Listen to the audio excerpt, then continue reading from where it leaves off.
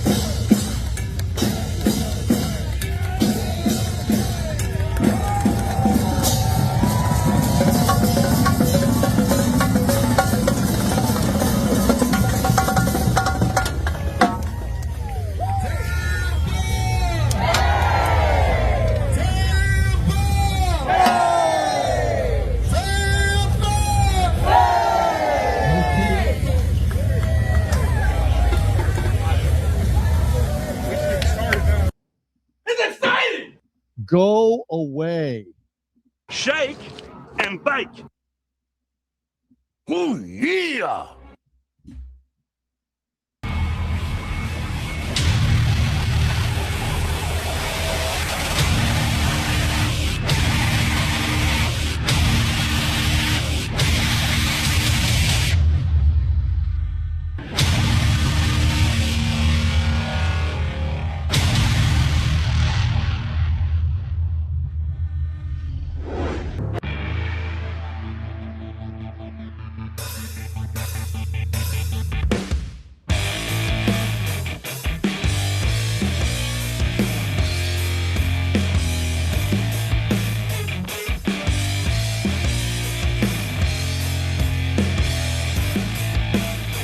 What's going on, guys? Welcome back to another edition, a Monday night edition of the Evolution of Sports Talk Television. It's the Sports Web. I'm your host, Peter Blake, your Rolex reporter. What time is it? It's my time, and for the Tampa Bay sports fan, for fans of this show, for Go Bucs fans, for Bucs Nation, for hockey fans out there, it's your time. So how do we start off this show? As you know them, you love them, you got to have them. Bring your passion, bring your excitement. Just don't bring any nonsense. Congratulations to the USA hockey team. 46 years, gold medal, overtime goal there from Jack Hughes. You got to love that. What is it, Freebird? That was the song. 46 years. I was 1 year old, by the way, the last time they won a gold medal. In 1980, of course, the Miracle on Ice, right? Did you watch the hockey game? We talk hockey on this show. I know a lot of people don't think we do, but we do. So congratulations to USA. I'm just saying. It was a festive atmosphere listen, I didn't even think I was going to get up. It's 8 o'clock in the morning on a Sunday. There's no football. There's no tailgate. There's no reason for me to get up at all. But you know what? Travis Faley, my good friend there, who I've known for so many years, going back to the radio station, the 1,000-watt radio station, Clearwater, Florida, in a galaxy far, far away, calls me up and says, "You ready to go to Thomas Peace?" And I'm like, okay. And take out Alexander, and they're serving breakfast there, and they did a hell of a job with so many hockey fans, just so many American fans, right? Patriotism, easy for me to say, but so hard these days, right? So because so many people are so divided when it comes to politics, when it comes to views, when it comes to this. But you know what you love about sports? It brings it all together. And that's what it felt like yesterday. So I'm glad my friend Travis Faley woke me up. I'm glad I got up, got Alexander up, out, of course, and then got to Thomas Peace and have breakfast and watch that damn good hockey game, whether you like the Olympics or not. And I'm not the biggest fan of the Olympics. I'm not. But I want to see the USA hockey team kick ass, and they did over Canada. So congratulations to the USA hockey team. We could talk about that tonight because phone lines will be open on a Monday night. As you know, this is not always my most energetic, so you got to carry me through sometimes. But they're wide open. 727-255-0391. It's 727-255-0391. We'll have Mr. Best of the Bay, Tampa Bay, Ray Kennedy on here in about 10-15 minutes. No Harry the Greek. Yes, it is Combine Week for your Tampa Bay Buccaneers and respective NFL teams. Besides the Jacksonville Jaguars and that snake Liam Cohen. I don't know why a staff is skipping the Combine because it's all on tape. You're not going to do any interviews. Hey, more for everybody else. So good on the Bucs, good on the other teams there, but the Jacksonville Jaguars, we'll see how that carries over this year, won't we? Baker Mayfield walks back some of these comments that he has about Kevin Stefanski. We'll get into that. Some big-time rumors out there when it comes to Mike Evans, Chris Godwin, Vita Vea, because it is the rumor season and it's speculation season. Right? It's the most wonderful. I always sing it. It's the most wonderful time of the year. I was getting ready to sing Free Bird, and I said, you know what? I'm not going to hurt everybody's ears at this point. And probably I hurt everybody's ears right now because the views just went down with my singing voice. I'm not a singer. I'm a talker. Usually. But it is, speculation city, free agency, combine, prospects this week, doing the interviews. Who do the Bucs fans want? Who are the Bucs going to get? Who are they going to sign? Because after the combine, it all starts all over again. I'm sorry. Football season, in my opinion, doesn't start in August or September during the preseason. It starts when the free agency bell hits, right? We'll see what the Bucs do. We'll see how aggressive they are. We'll see if they can re-sign Mike Evans. We'll see if they restructure contracts, if they're going to be ultra aggressive and go after a Max Crosby or Trey Hendrickson. I know Bucs fans want it. I want to see it too. I want to see him address all the needs, because once you address those needs, free agency is the biggest indicator of what you're going to do in the draft. Whatever you put, because we always set the table, right? And you come to eat. Whatever you put or bring to the table, that's what you're going to draft. So whatever you don't get in free agency, that's what you draft. So we'll definitely talk about that. And whatever else is on your mind here on the evolution of Sports Talk Television. Like and subscribe to the Sports Web on YouTube. Friend me on Facebook at Peter H. Blake. Special shout out to Mr. Williams, who's in St. Joseph's Hospital. And listen, there are times in my life where I kind of doubt, where I don't necessarily want to do a show, right? Monday night, didn't necessarily have the best day at Smart Financial. I didn't. It's not my day, not the day I wanted to have. And I don't necessarily want to come on here. I love talking Bucs football. I love talking sports. And then you get a call from Mr. Williams, and he's dealing with this fight.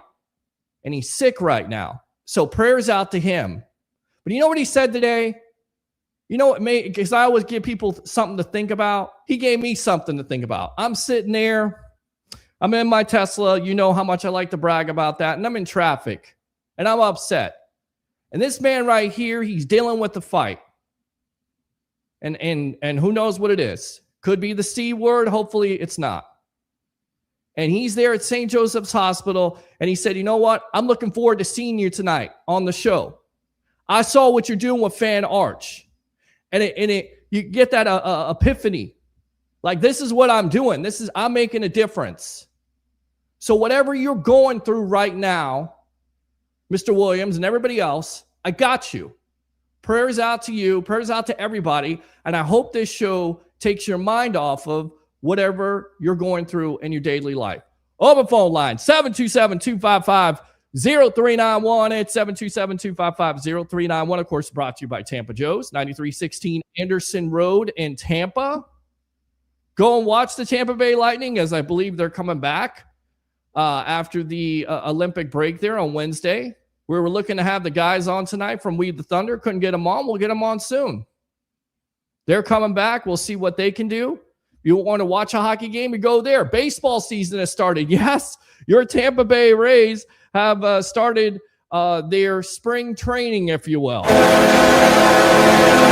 If you want to go watch some spring training games, that's the place to be. 9316 Anderson Road in Tampa. Of course, you like the haircut. You like a haircut. You like a fade. You don't have to go far. A beard trim, right? I got to keep it professional. It's Up the Block Barbershop. Of course, 4946 Moog Road in Holiday, Florida. Go tell them the Rolex reporter Peter Blake sent you. Go see my favorite barber along with all the great barbers there at Up the Block Barbershop. And we'll be there in a couple weeks doing a show. I promise you, if I got internet, if they give me the opportunity to give me a table, give me a space, we'll definitely do the Sports Web out there. And of course, my newest baby right here. I joined this network for you. You Bucs fans said, you know what? I want the Sports Web more. I want Buccaneer content. I want Bucs Nation. I want Go Bucs content every day. Well, you get it every day. It's called Bucs Latest on the Fan Arts Network. Like and subscribe to that. We're building that channel up. And it's different from the Sports Web in the aspect of every day at 11 a.m., yours truly goes 10 to 15 minutes on the daily topics of Bucs. Now, no engagement, not only on Friday when I read the fan comments, which is something I started last Friday, which I think kind of worked out pretty well. No phone calls, but you get your daily Bucs content on Bucs Latest on the Fan Arch Network. So how about that? Go like and subscribe. So without further ado, let's go. Whoa. Wait a minute. Hold on. He wasn't expected to come on tonight. I guess he decided to join me in the first place. You got to love surprises. He's in the green room. Let's go out to him. Handicapper extraordinaire. Here we go.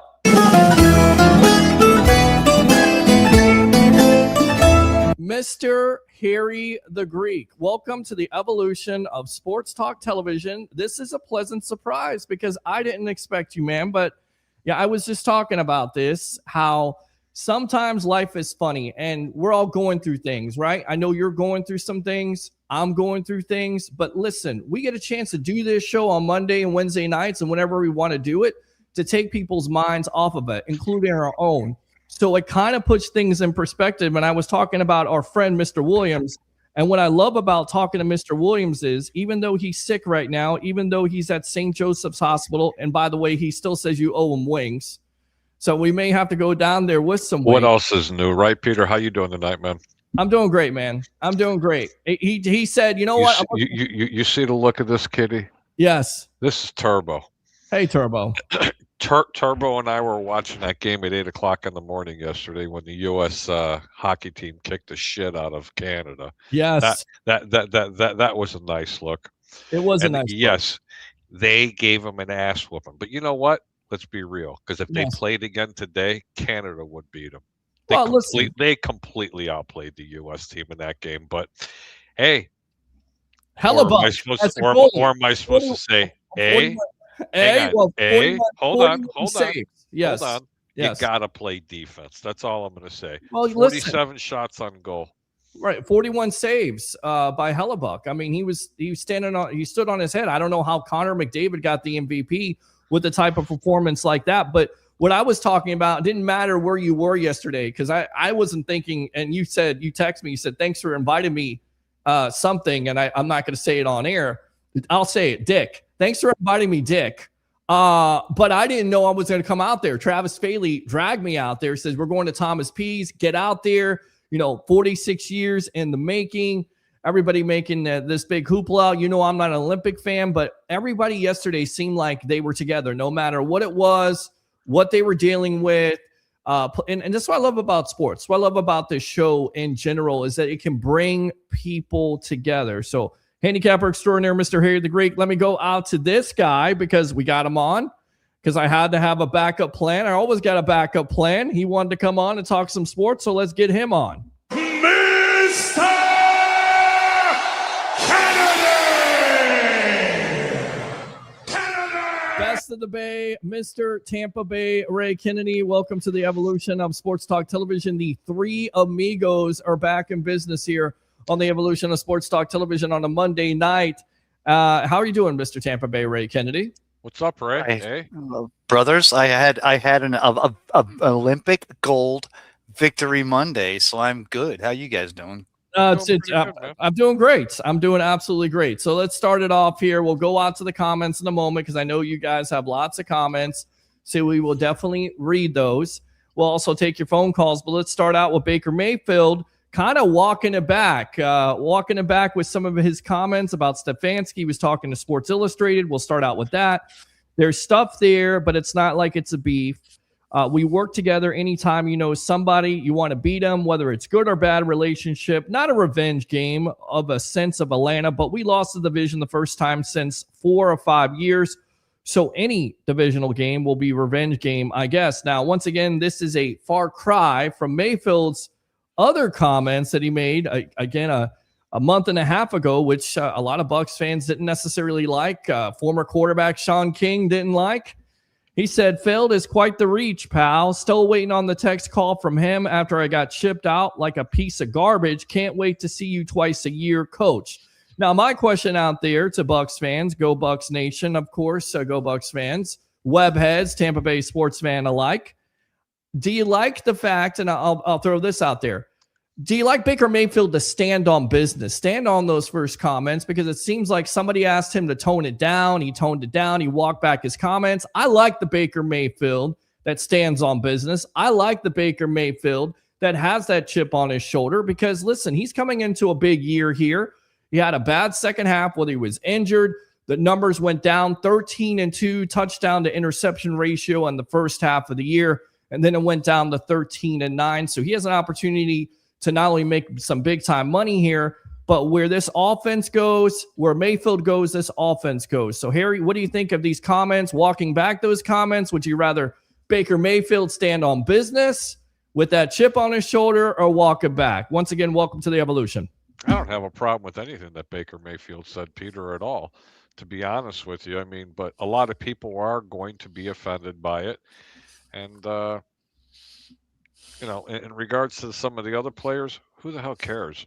I mean, honestly, it's the way I feel about it. But Baker, let Baker be Baker in that regards. I agree.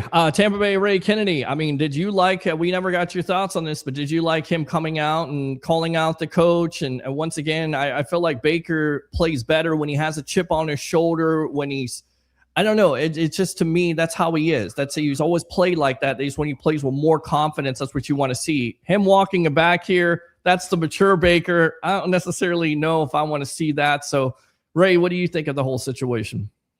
If Baker Mayfield, can you hear me?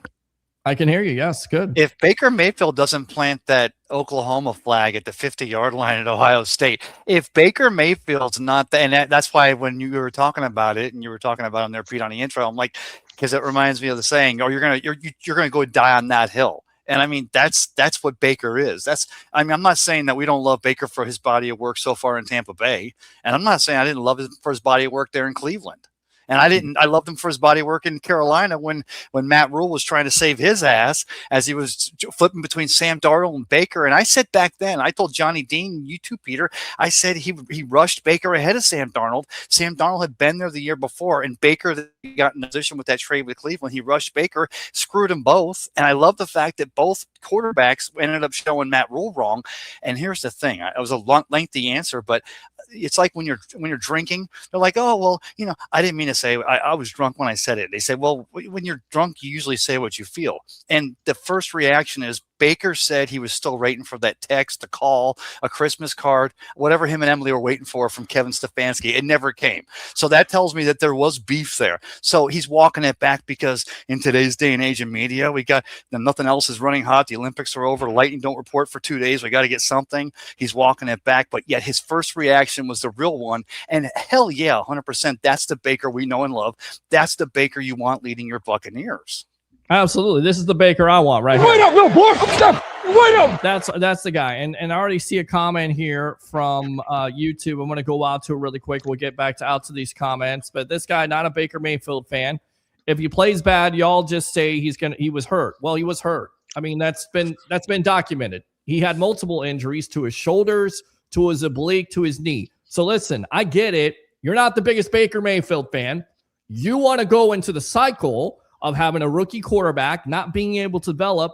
You don't appreciate the fact that you have Mayfield as your starting quarterback. I get that. You want to go back to the doldrums. I've seen your comments on this platform. You can make the comments all you want to, but sitting here and saying, well, you guys will say this. Baker Mayfield was hurt last year, and it didn't help that you had two of your guards out. It didn't help that you had constant reshuffling of your offensive line. And it also didn't help that Josh Grizzard, as an offensive coordinator, didn't scheme enough these wide receivers open. So throw your own narratives out there, Brenton O'Neill, on YouTube. You could do that.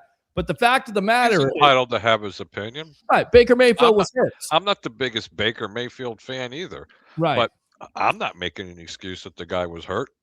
The facts are the guy was hurt. Right. That's Baker ain't it. He doesn't matter how much you love Baker. Okay. So you've determined that Baker isn't it with the guy that's been able to win the NFC South there. Thanks for opinion. I appreciate it. Thanks for the opinion. I don't know who else is it.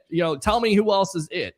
Because you would be the guy that told me because Patrick Mahomes had a bad year last year to get rid of him, or you got injured to get rid of him. You would be that type of fan. I'm telling you, man. Seriously. All right. So with those Baker Mayfield comments, we talked about it again. 13 touchdowns, 2 interceptions in the first half. I mean, let me throw it out to you. Besides injury, we know that Baker threw some critical interceptions in the fourth quarter, and that's why a lot of fans don't like that. What do you see? Is that the injury situation? Is that Baker being Baker? Was it the offensive line? What do you think it was the reason why Baker in his play suffered in the second half of the year? Who you're asking me? Because I've already gone through this whole ordeal. I want you to go through it again. I'll be more than happy to explain it again. He was hurt. Yeah. It's just as simple as that. And shame on the coaching staff. Shame on the GM for allowing it to happen. The same way it happened in Cleveland. Let me tell you something.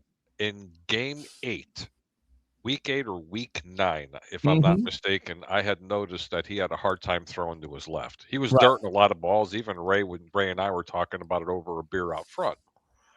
Long story short, he never should have played.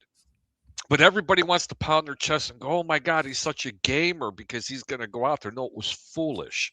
And he put the team in jeopardy. But what was the options? Teddy Bridgewater? Right. Oh. I mean, that was horrible, what we seeing out of there. Tampa Bay needs a good backup quarterback for situations like this. There is no reason for this team not to represent the NFC South. 0 after the way they started out. Now, love them or dislike Baker Mayfield, you're entitled to your own opinion. And some people want to blame the management. I do, because they should have had the nuts in the beginning to say, Baker, you're not playing this week. Sit your ass down. Right. Next man up, let's go. Let that shoulder heal. But they didn't do that. And that's what almost ended this young man's career. Look, Peter, before the season started, I was the first one to say that this guy has never gone 3 consecutive years without an injury. Correct. There you go. Well, that's why you need that. Maybe one of the biggest needs at this point when it comes to backup quarterback. We'll get back to that in a moment because I put this out there in Bucs latest. I'm going to throw it out there again. Backup quarterback. But let me go ahead and get your take on this, Tampa Bay Ray Kennedy. Kyle Trask. I'm kidding. No, but no, I mean listen, Josh Rosen. It's not Josh Rosen. As crazy as it sounds, and this was broken down by the Pewter Plank, our friends there at the Pewter Plank. They threw out 3 quarterbacks. Kirk Cousins, because he may be seeking a starting job. Maybe he doesn't get that. He knows Zach Robinson's system. I threw it out there before. Kirk Cousins is a possibility. Your buddy there, Harry Mitchell Trubisky, who has been the backup, probably the best backup job in the National Football League when you back up Josh Allen and the Buffalo Bills. He had some success. And then Joe Flacco. And then it's been mentioned because Kyle Trask does know the Zach Robinson system. He has none of those 3 options. None of them. You talk about a glass jaw and Kirk Cousins. Mitch Trubisky was ruined because of John Fox and Matt Nagy. Right. And who was the last one? Kyle Trask. No, who was the last one? What do you mean? Mitch Trubisky. Kirk Cousins. Oh, Kirk Cousins. Flacco. Joe Flacco. Joe Flacco. Yeah. Is he going to get comeback player of the year again? Wait, Joe Flacco? He led Cincinnati to 26.8 points a game. Listen, and that is a tall task. If you thought Baker took a beating behind this line, put Joe Flacco behind it, okay? It'd be like hitting a tree stump. I think it's a lot better than Cincinnati. Don't we agree it's better than Cincinnati at this point? Well, that's a narrative. No. I think Cincinnati's terrible. I think they're a terrible offensive line. They can't. Offensive line for Tampa. They got Alex Kappa for a lineman. Are you kidding me? They suck. Seriously, they're both horrible. The Bucs are a better line when they're healthy. They weren't healthy last year. They're a better line than the Bengals. Yeah. They can't keep Joe Burrow healthy. They can't keep him upright. What are we talking about here, guys? Well, Pete, let me work it back to the original question, because when you came to me, brother, thank you, it was about Baker Mayfield. And Harry, you're right, because where there's smoke, there's fire. Kevin Stefanski, I don't know if it was him or Haslam who suddenly decided you got the #1 overall pick, Baker Mayfield, who won a Heisman. He's shown that he's got that body of work, but he played through the injury. That was the reason why he had the success after they get the victory against Pittsburgh in the playoffs, and then everything's going forward. So that was the narrative when Kevin Stefanski lets him go, is like, he played through injury, but at that time it was just maybe the reason why he had struggles was he played through injury. So maybe now we're finding out the reason why Stefanski he didn't want a quarterback who was headstrong to say, I'm going to play through these injuries. But yet at the same time, and that's what I'm saying, I'm not putting Baker Mayfield saying that that's necessarily the wrong DNA for him, because that's exactly the dog you want in Baker Mayfield. You want the guy who's going to limp out there. Ray, you got to respect the dog and the guy, and I get it. He reminds me so much of an old Bears quarterback like a Jim McMahon. I mean, he wants to go out there and headbutt the offensive lineman. He wish he was an offensive lineman. Yeah. But the fact is, he's slow, and he can get hit. Everybody thinks how fleet of foot that the guy is, and he's not. And he's suspect of these injuries. And Harry, that's the reason why. Right. Well, I was going to say the reason why it goes back to the whole why suddenly coming out of the preseason, they just cut Kyle Trask, which maybe they found out he had an ingrown toenail or he's dating a cheerleader who knows Mitzi and she's married to Vinny. I don't know. But all of a sudden they cut him. Atlanta picks him up in 5 seconds because if nothing else, he's good for the information he can give you. And we bring in Teddy Bridgewater. Now, we know Teddy Bridgewater 2 weeks ago now. We know that the Florida legislature said with the Bridgewater new law that coaches are allowed up to $15,000. So there's a whole different narrative there. But yet, Harry, going back to what you were saying, you got to worry about, you want a dog like Baker, but yet you need a GM like Jason Light to say, no, we're going to have a second and a third string. We're going to have a rookie we bring in this year out of Hofstra. We're going to have this alignment because at the end of the day, Baker, we love you, but I run this team, or Coach Bowles, I'm the head guy in charge. I run this team, and you'll sit your ass down, because that is an issue with Baker Mayfield. I think it's the reason why Kevin Stefanski moved on from him so fast. I assure you, I think it's disappointing that Stefanski moved on from him in the first place, because he played hurt. He led the Cleveland Browns to their only playoff win. Let me go full screen here. And they gave a pervert and a malcontent and a guy who hasn't been able to stay healthy and a Deshaun Watson his job. And of course, Baker felt slighted and should have felt slighted. And ever since he came to Tampa Bay, he's looked like a good quarterback, even a great quarterback at some stretches. So everybody's saying. And remember, 2/3 of the people in the Tampa Bay community didn't want Baker Mayfield. He was washed up. He was washed up. And I think this whole fan base doesn't want. And there's also a similarity, or there's always a thing that I noticed with a lot of Bucs fans who call out Baker Mayfield. They go back to Jameis Winston, like they were Jameis Winston fans, and that's okay. But they gave him 5 years. Jameis Winston could not stop throwing critical interceptions. Baker had that problem in the second half, has had that problem throughout his career. Eat that W, Ray. Let me tell you something. Anybody that wants to say, why didn't you blame Jameis?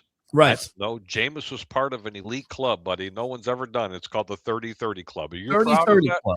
All right, give me a break. Look, man, the most teams' favorite quarterback is the one who's backing up the starter. Correct. I get it. Okay, you're not going to be perfect all year round. Can you do better than Baker? Absolutely. Can you do worse than Baker? Yeah, it's called Teddy Bridgewater. Okay, I can promise you one thing, ladies and gentlemen. The Tampa Bay Buccaneers will bring on a better backup for the physical year 2026. Okay, let's dissect that. Kirk Cousins, you don't want. Joe Flacco, you don't want. Money Mitch, you don't want. Skylar Thompson. But you know what? Mitch Trubisky wouldn't be a bad option for this. I knew you were going to say that, and he's killed the Bucs before. He's still young. He's got a lot of still running will routes there in Chicago. They burned us with those, though, Pete. But if you really think about it, there are a lot of quarterbacks that are going to be free agents, and they're not going to cost the Tampa Bay Buccaneers a whole ton of money. Baker's probably going to be a lot healthier this year. History shows it, because it's every 3 years he goes through this. Correct. And then year 4 he comes back. Well, and Harry, the crazy thing here is that you should 100% an income tax-free state, a state where the ball stays humid all the way through January, so you're going to grip it and rip it. But yet, the funny thing is, on the opposite end, the Bucs narrative is we're on our 72nd offensive coordinator for the 72nd straight year. So it's hard to try to convince a quarterback to come here to want to. And Peter, you're talking about guys at the end of the line, right? Like a Joe Flacco, and not the end of the line, but someone successful. No, I want to have a team that quarterbacks want to come and get a little fun in the sun. They want to buy a couple of wave runners like Ryan Fitzmagic had. They want to enjoy the good life with the income tax-free state and still develop. Now, I'm not saying that we don't have that this year with Zach Robinson, but I think we 100% should. But I think that's the narrative, is you need to break it down. Is it this team runs this offense and Zach Robinson's running this offense, or is it Baker's offense and we're just all trying to stay out of his way? Because I think that's where you ran into a problem with Josh Grizzard in 25. And I'm gonna throw one more out there for you guys. Throw it out there. Okay, because he's going to be available. What's wrong with Jameis coming back home? No. Okay. Well, sorry, you could say no all you want. But a disciplined Jameis Winston with a team that can run the football, like the Tampa Bay Buccaneers can. A new offensive coordinator probably learned a lot from his mistakes. They're going to shore up this defense. I think they moved on from Jameis for a reason. Hold on. I didn't say to be a starter, Pete. Right. I'm talking about a spot start when Baker's hurt for a game. Or I would take Jameis as a backup. I mean, there's 30 teams in the NFL that would take him. Jameis right now as a backup. Okay, what about a Gardner Minshew? What about a Gardner Minshew? Skylar, you know what, Gardner? I like a Gardner Minshew. He's got that mustache. Thompson, but Baker, not Baker, but Jameis is better than every quarterback that you've mentioned right now in their career.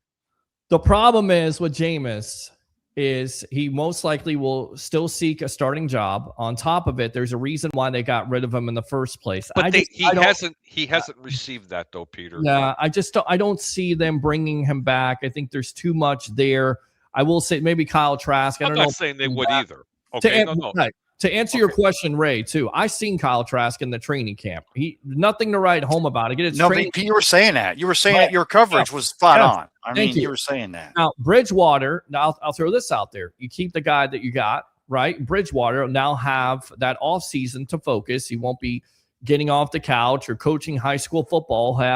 Do we still believe that Teddy Bridgewater, who's been able to start in this league, he could be a guy that if he is able to focus on this new offense, have the offseason, that's the guy you go with? Or do you draft somebody and challenge a Baker Mayfield? Because it's not a great quarterback class at the end of the day. The 2027 is. And if you have to draft somebody in 2027, then more than likely you're moving on from Baker Mayfield. I mean, what is the solution in your opinion? And I'll throw it out there to Webheads right now. Backup quarterback. Who would you like to see? That's what we're talking about. Well, I promise you it won't be Bridgewater. Bridgewater won't be part of this team next year. Okay. All right. That I promise you. This old man will not be part of the Tampa Bay Buccaneers organization. And if he is, he should be running a scout team. They need to get a legitimate backup. Let me tell you something. I love everything about Bridgewater, but Phillip Rivers played better than he did. That's true. I mean, I'm not even going to sugarcoat it. Okay. Well, listen, he only had one opportunity, and it was against the Rams. He didn't look great. Nobody looked great in that game. I'm willing to give Bridgewater some credit here if you want to bring in somebody to challenge him for that backup position, but he has been able to start in this league. He has shown that he can perform for players that are injured. Hopefully Baker, knock on wood, doesn't get injured. To answer your question, yes, the offense does go through Davis Mills. That comes to mind. He might be available. Why not? Well, and here's the thing, Pete. Here's the irony with your statement is if Jason is talking to Bridgewater, Teddy, and he's like, okay, like I said, the state of Florida giving you a coach, you can go back to Miami Northwestern. You can, you got that because we know that's a great thing to have a guy like Teddy Bridgewater who was coaching the high school team and giving back the way he was. But, is it good on it? Is the Florida humidity good? Like when you were in Miami, you're good here? Because, I mean, you can make some arguments that if all things being equal, if both players were 100% equally healthy, you'd take a Teddy Bridgewater over a Baker Mayfield. I mean, in their prime. I'm not saying like right the way it is right now, but I'm saying is like Baker Mayfield. There's 100%. But Teddy Bridgewater, he should be your backup in 2026. But again, I'm alluding back to why did they rush Kyle Trask out of here and keep the other quarterback on the COVID unwanted list just to keep it? Is it because they wanted Baker to feel confident, or because what you need to do is don't need to worry about the ego of one. You need to worry about the ego of 53, and that means you have to have that quarterback room right. I think they've seen the ceiling with Trask. He's never able to beat out Baker, even when he got the opportunity. I love to bust your balls about Kyle Trask. I know. Yeah, they're gonna forget more about football than we're ever going to learn, and I'm pretty damn smart about it. Okay, the guy obviously couldn't play, otherwise he'd still be on this football team. Correct, and you'd be with another team too. But everybody's talking about, well, maybe the Bucs need to draft a quarterback. If you plan on drafting a quarterbacks between round 3 and round 6, don't waste a draft pick. If you're going to draft one, you pick them up in the first round or early in the second, or you strike gold in free agency or undrafted free agents like the Bears did with Tyson Bagent. Believe me, there are quarterbacks that are out there that can be very, very good backup quarterbacks, and they're not costing you a ton of money, and they can allocate the funds where they're going to be needed the most. Because I'm telling you, even an undrafted free agent would have been better than what Tampa threw out there as their product. And guys, remember going into the draft. I mean, we would be remiss if we didn't. And let's remind some younger folk out there who maybe just got on a bandwagon lately. Is that you can have the greatest of intentions, the most assured needs. You can know exactly the player you want, but then the moment that draft starts, everything just the crap hits the fan. So like, Baker's your guy. You're going in. You got Teddy. You're good for 26. You're going to go look. You're going to address the middle linebacker need, or you're going to get a defensive end or that brush, that edge in free agency. Trey Hendrickson, maybe. Let's talk. But if Carson Beck is there in the second round at number 37, and Baker's your guy, but if you look at, I'm not saying Carson's got to be your guy. I'm talking about Jason Light. If they've broken him down, they're like, for some reason, he throws in the humidity great, and he's really great. Led Georgia. Now he took Miami, got so close. If they're seeing something, now I'm not saying we see it. I'm just saying if Jason Light sees something like that, then that's got to be possibly your guy for developmental. But I think all of us realize here the Buccaneers have a lot more needs than just developing a quarterback of the future, and it starts on a defense. Let me answer this question. They're going to find one. Let me go full screen on this. If you're drafting anything other than inside linebackers and edge rushers in this draft, or maybe a corner, you are wrong. Maybe a running back. You could probably get a running back in the later rounds. But at 37, if there is a linebacker on the board, an inside linebacker, and you don't address that at 15, you draft an edge rusher, you've got to draft an inside linebacker. Let's go out to the comments here. As always, engage with us. Yeah, absolutely. Let's go out to this guy. Damn it, Jim. What the hell's the matter with you? What's new? Set the table. We will. King Cook 1485, a newest webhead there on YouTube. Love that. What's good, Peter? Happy Monday, sir. Webheads, what it do? Love that. James says, go Bucs, go Bucs. Fire the cannon! Let's go out to King Cook. That's right. Let's set the table tonight. That's what we do. King Cook again. Combine weeks right. Did Light and Bulls get interviewed yet? They are talking to the media tomorrow, according to various sources, at 12:45. So we'll have some of that on Wednesday. And again, tune in to Bucs Latest on the Fan Arch Network. I'll definitely cover that for you in the 10 to 15 minute time. So they are definitely talking to them.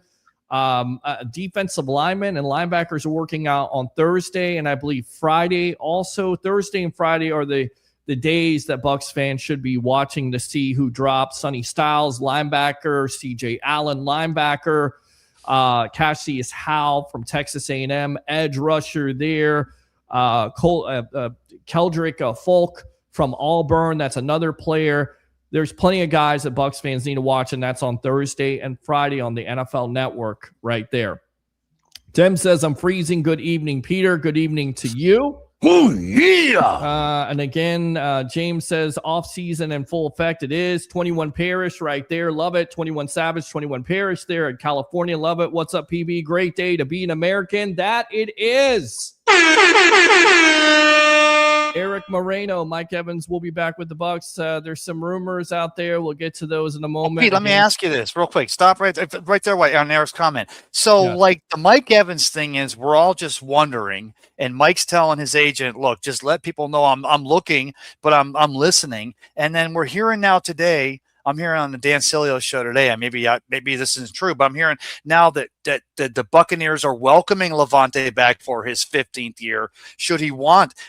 What's the messages we're getting there from One Buck and Jason Light that the Mike Evans thing? We're letting his agent talk, but yet we're welcoming Levante back. Should he choose to play that 15th year?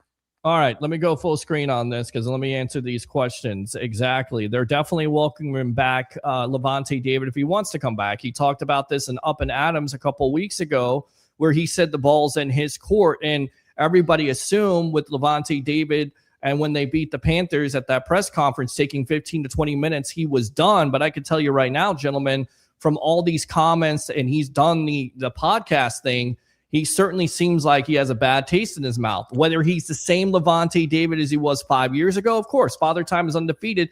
He was also dealing with the knee injury. And remember, if David comes back, he would surpass Derek Brooks for all-time tackles in Bucs history. Furthermore, with the Mike Evans situation, there's reports out there that the Bucs respect him so much that they won't franchise him. Bucs fans will say, well, franchise him. That's $28 million, plus they respect Mike Evans.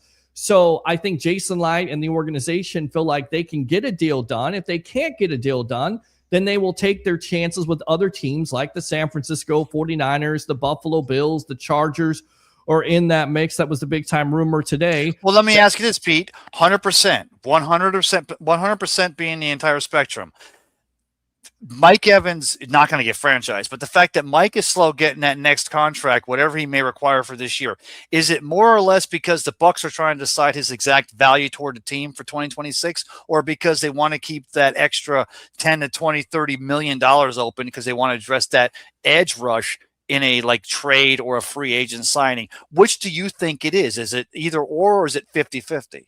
It all works in conjunction. It all works in conjunction. Like, it's not about money with Mike Evans. It's never been about money with Mike Evans. That's what he's been able to restructure with the Bucs for so many years, and what he's made, $161 million lifetime with the Tampa Bay Buccaneers. What it's about is the Bucs showing him that not only do they want to be competitive, that they want to win the NFC South, and they want to be a Super Bowl contender. So he's essentially, his agent is trying to have leverage with other teams, but also he's trying to say, show me what you got, right? So it's an old Jay-Z song. Show me what you got, right? So are you going to go after Max Crosby? Are you going to go after Trey Hendrickson? Are you going to be aggressive in free agency and put up the money and be a Super Bowl contender? Or am I going to walk? And I think that's what it really comes down to at the end of the day. And I think it comes down to the same thing with Lavonte David. He's looking at it and saying, you know what? I can still be on this team. I still have another run in me. I had a knee injury. I have a bad taste in my mouth. I remember talking to Lavonte David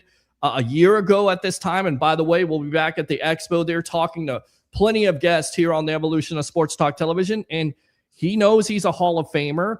He doesn't have anything to prove, but he may think, again, that he still has some juice in that tank. He still has that itch, even though he's adulting, taking his daughter to school. He's adulting? Wait, hold on a minute. Wait, Pete. He said, yes. Well, no, and let me point this out. You made a good point there.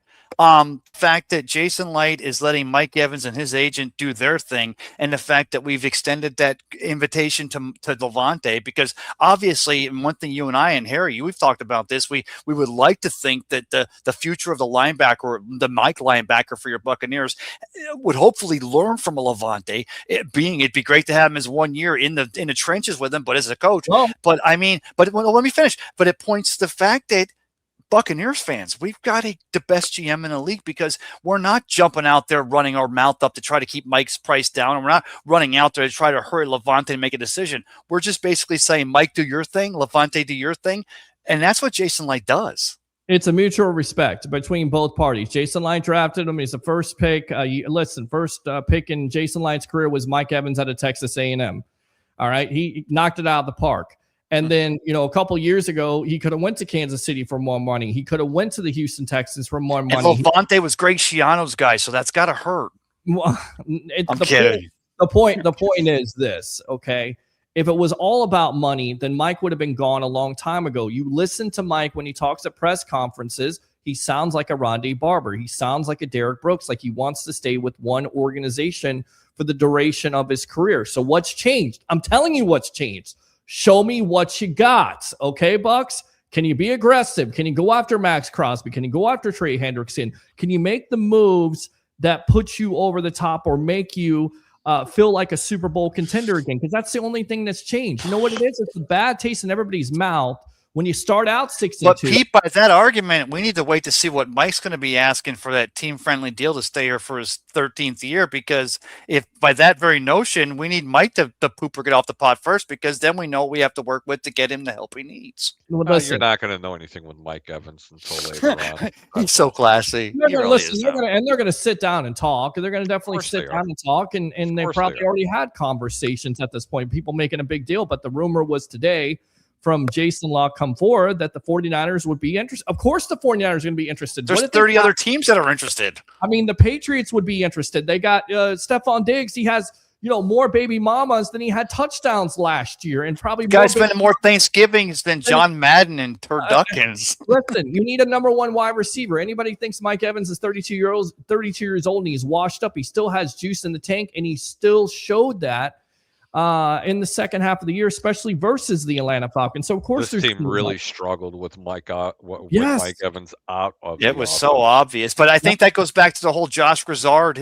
Josh was just trying to get an offense that kept letting Baker bake. And I don't think Josh, in his first year as an OC, what was he last year? He was like the quarterback's helmet polisher, but he wasn't ready for that. So, I mean, you're right, though, Harry. But, I mean, we also have to ask the Buccaneers moving forward, what do we need to address address as far as needs? And can we afford another $30 million a year wide receiver, even though Mike is the best 50-50 wide receiver in the game?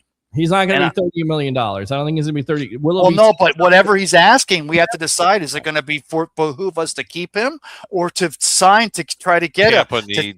Tampa needs Mike Evans. Levante David, love the guy, Hall of Famer. Great. Yeah. Thank you for what you did. Well, he's signing for $2.5 million and a dinner stipend. Take the cleats off, tie the shoe knots together. That's it. And That's hang done. them up. Okay. All right. Well, it's in his court. Let's go out to the comments, and then I got to score win predictions here for Harry and you. But really, let's just go around the room here.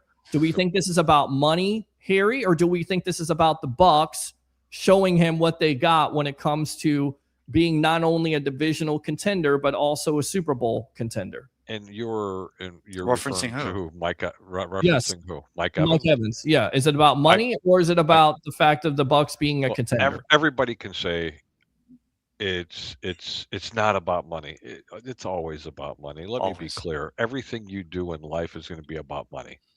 Now, could he give the team a hometown discount because he really loves being here and his family's here and he wants to finish his career here? Absolutely. But if someone blows him away, sure. Tampa can't match it. God bless him. Let him go, and then he deserves it. But I don't think that's going to be the case. I still think he signs here in Tampa Bay. Percentage. Odds. I'm not going to give you odds. I'm very confident that that's going to happen. Okay. I agree and the reason why I'm confident about that is because Jason Light has shown us before in the past that he's been able to retain the players that he wants to. Just look a couple of years ago coming off the Super Bowl when he signed 25 different players. I think it was something ungodly. I've never seen it happen.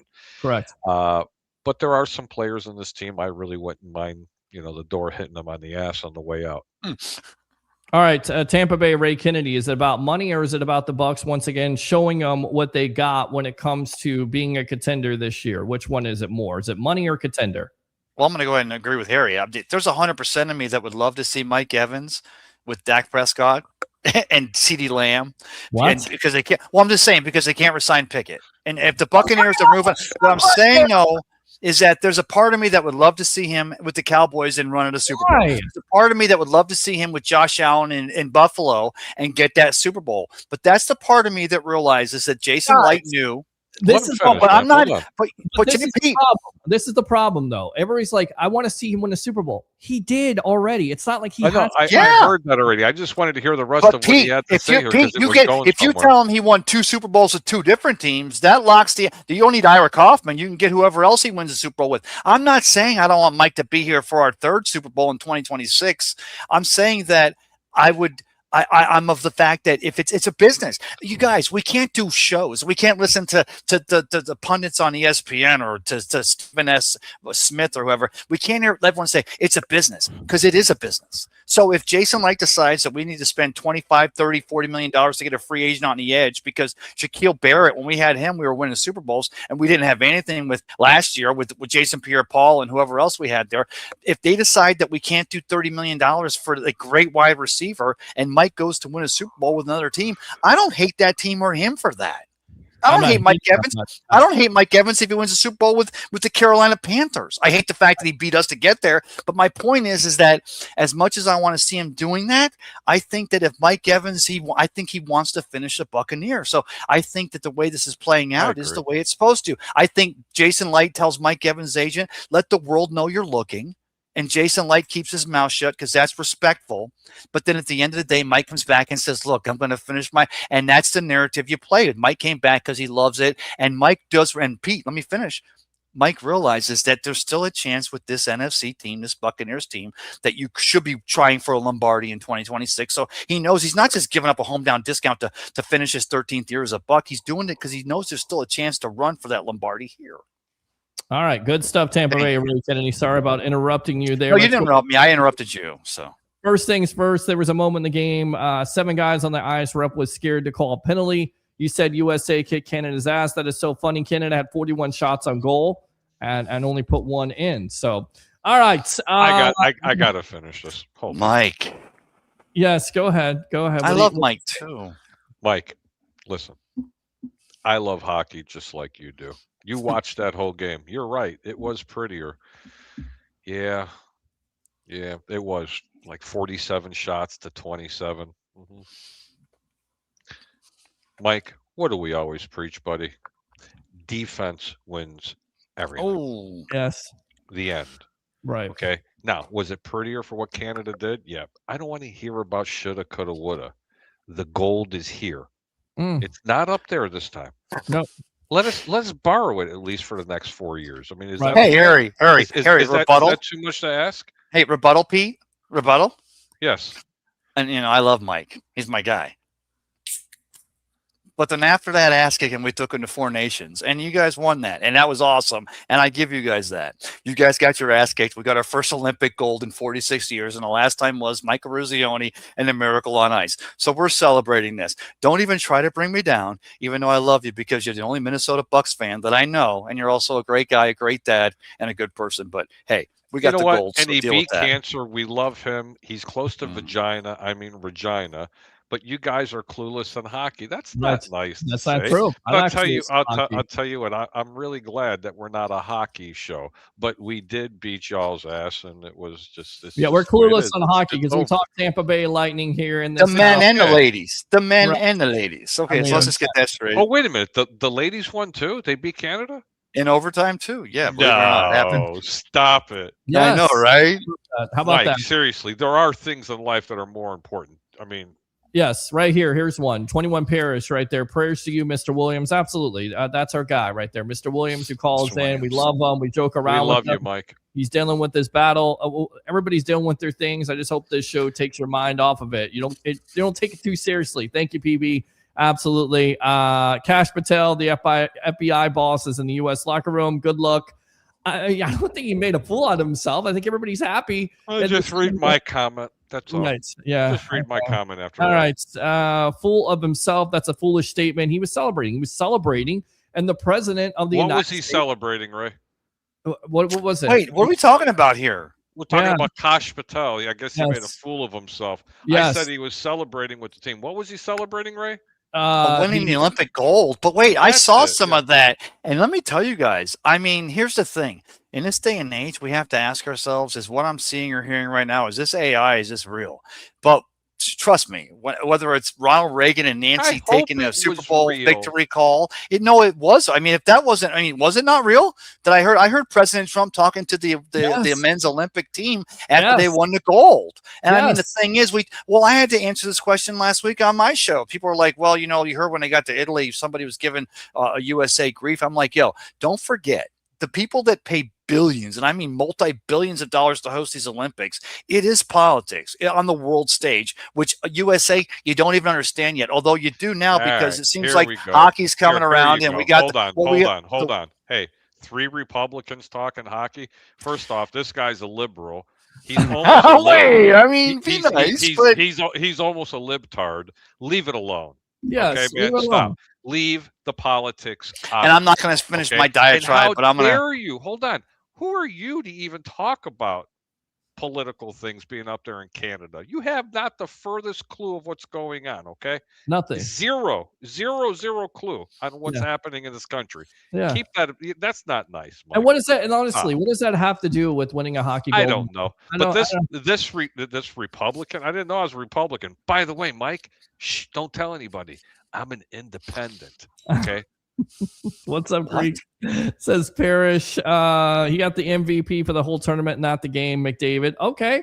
You had McDavid, you had McKinnon, you had this whole talented hockey team, and the USA with their grittiness there, with the Hughes brothers. I got to say this before I leave. I'm sorry. He's got my goat. We live in a free country. So do we. Wait a minute. Hold on.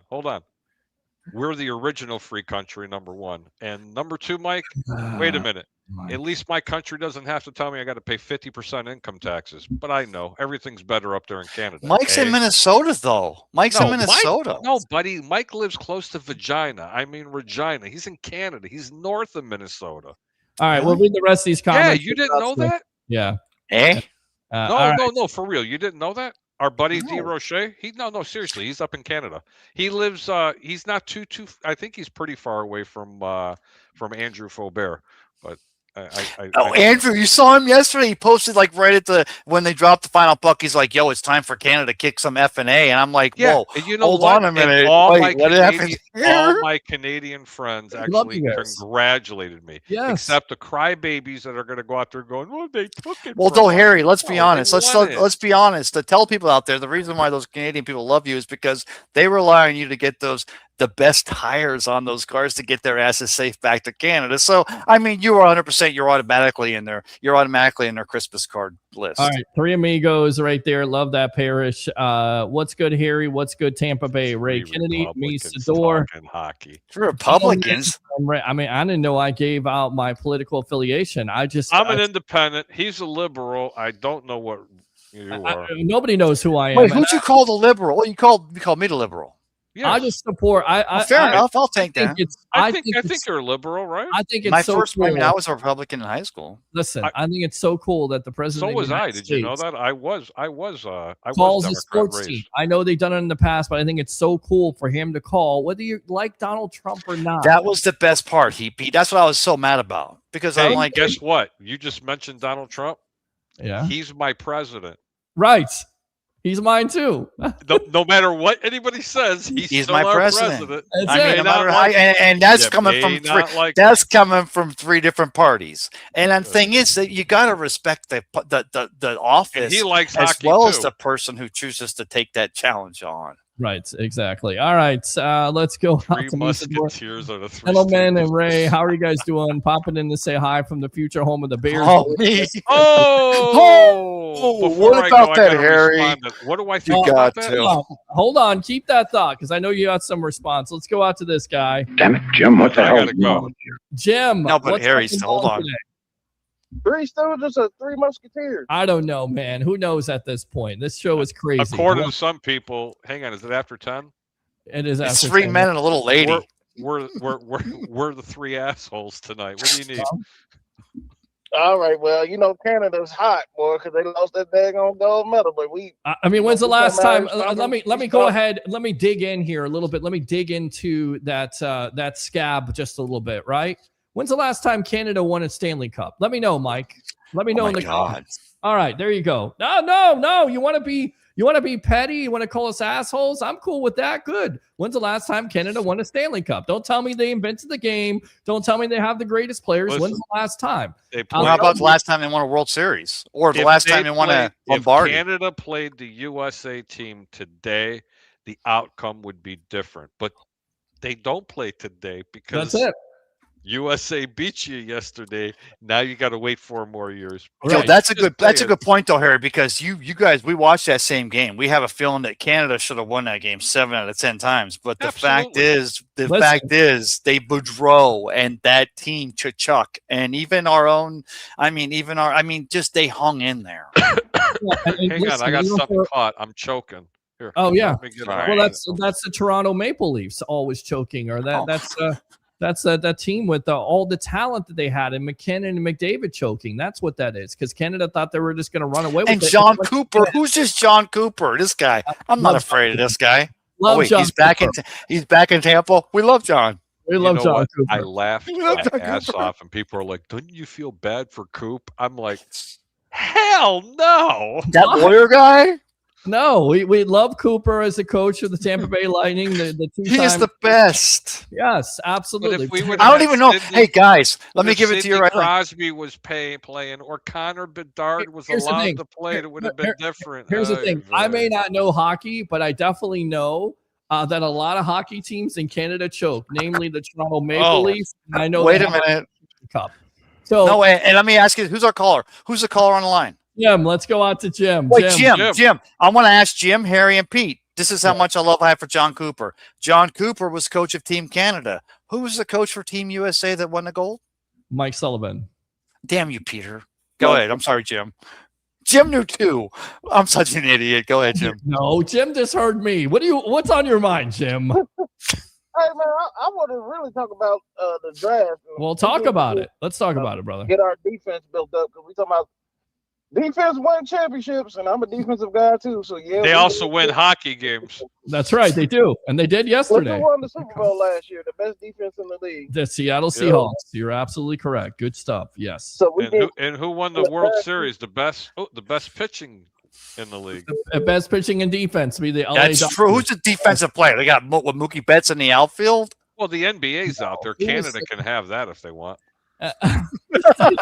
No, Vince Carter's not a Raptor anymore. We have the National Football League. They have the CFL. Kawhi Leonard. I mean, that's what you hang your hat on, I guess. And Drake. Yeah, Kawhi Leonard, but Vince Carter was he's a better player. Let's be honest. Kawhi Leonard's a much better player than Vince Carter. Vince was a slam dunk artist. Who cares? Kawhi won the championship when he could stay healthy, which is, a big time. When we're done with this call, I'm going to respond to our buddy Misador, and then I'm leaving. All right. Let me go.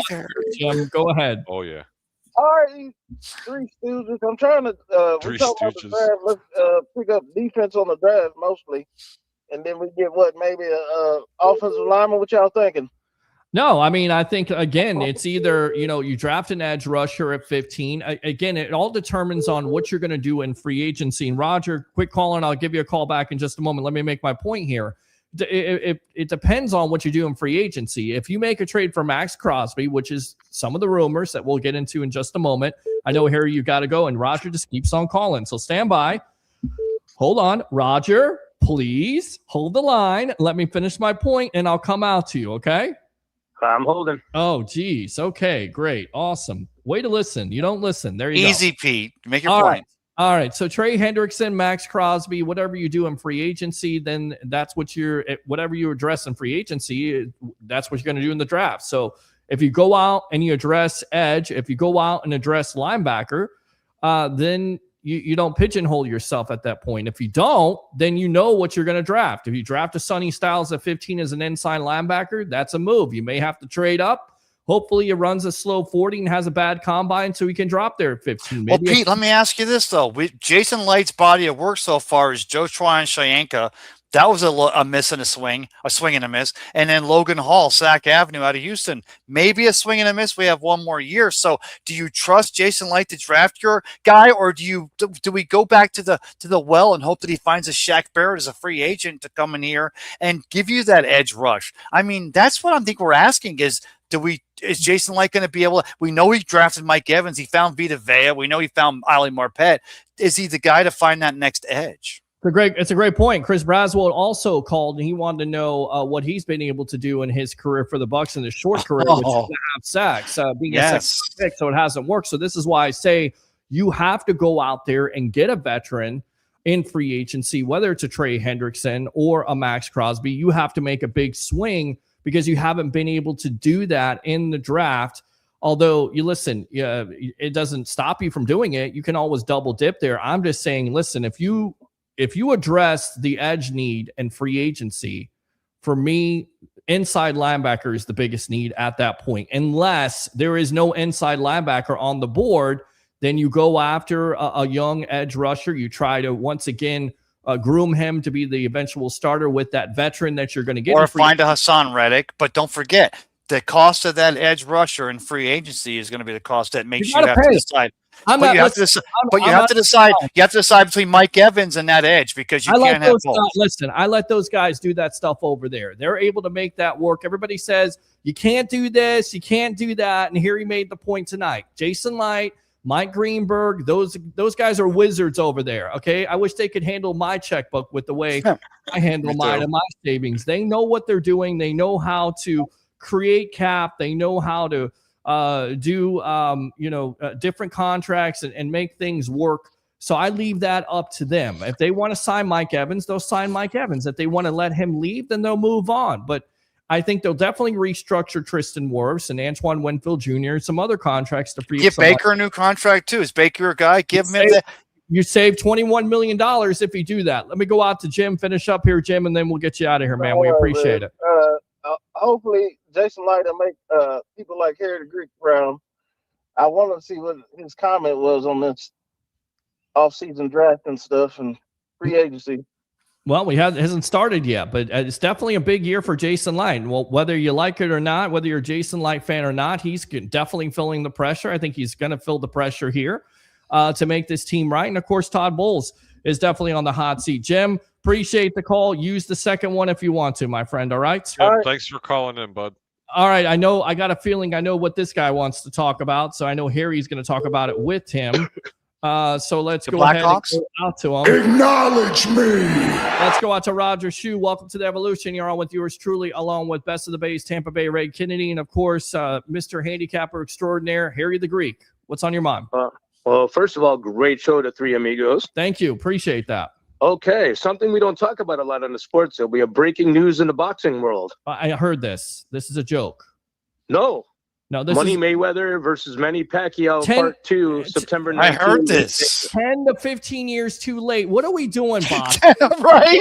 What are we doing here? We got Mike Tyson versus Floyd Mayweather. We got a guy who was biting his gloves against Jake Paul, who is comatose, as one of my friends would say. He's in a comatose coma with how much weed he smokes in the ring. You got and then you got Ronda Rousey.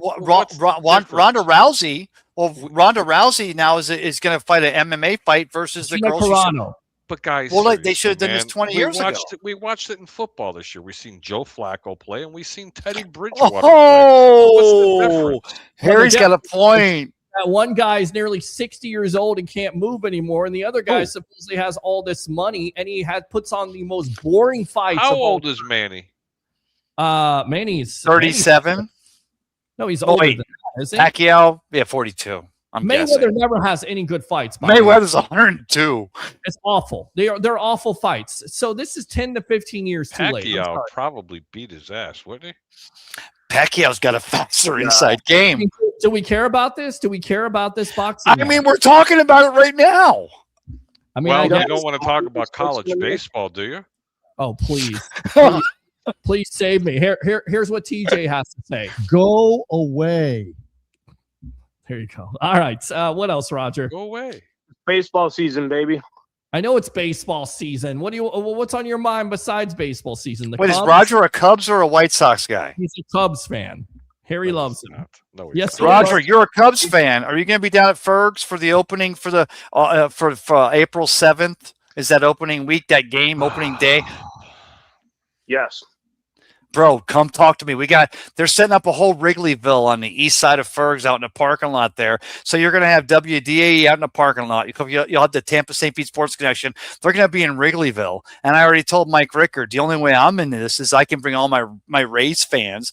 And you're a Cubs fan, but at least you have a little bit of sensibility to be tuning in here to a Tampa Bay show on a Monday night. So come out and join us. I need all the help I can get. And if you go pro Cubs, Roger, my heart will be broken. Well, I'll tell you right now, I wish I could join you guys. We'll see. We'll see. I do know better.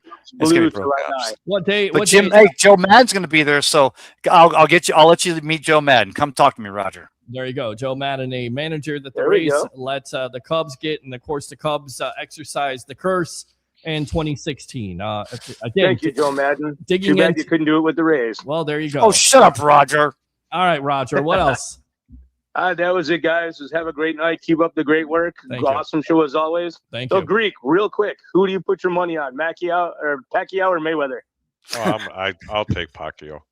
All right, taking Pacquiao over Mayweather. There you go. I'd have to take Pacquiao. All right. He'll be the underdog. I just kind of like him. You can tell Greek plays the dogs because he's like, give me the Hispanic guy.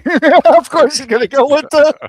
All right, Roger. Thanks a lot. Greek, stand by. I know you. Listen. I know you have some things to say about the Indiana situation, the Indiana Bears. What do you think of that stadium situation? And odds for the Bucs in 2026. This was put out by CBSSports.com. But talk about the Bears situation really quick, and then we'll talk about Bucs odds here. You see if we agree or not.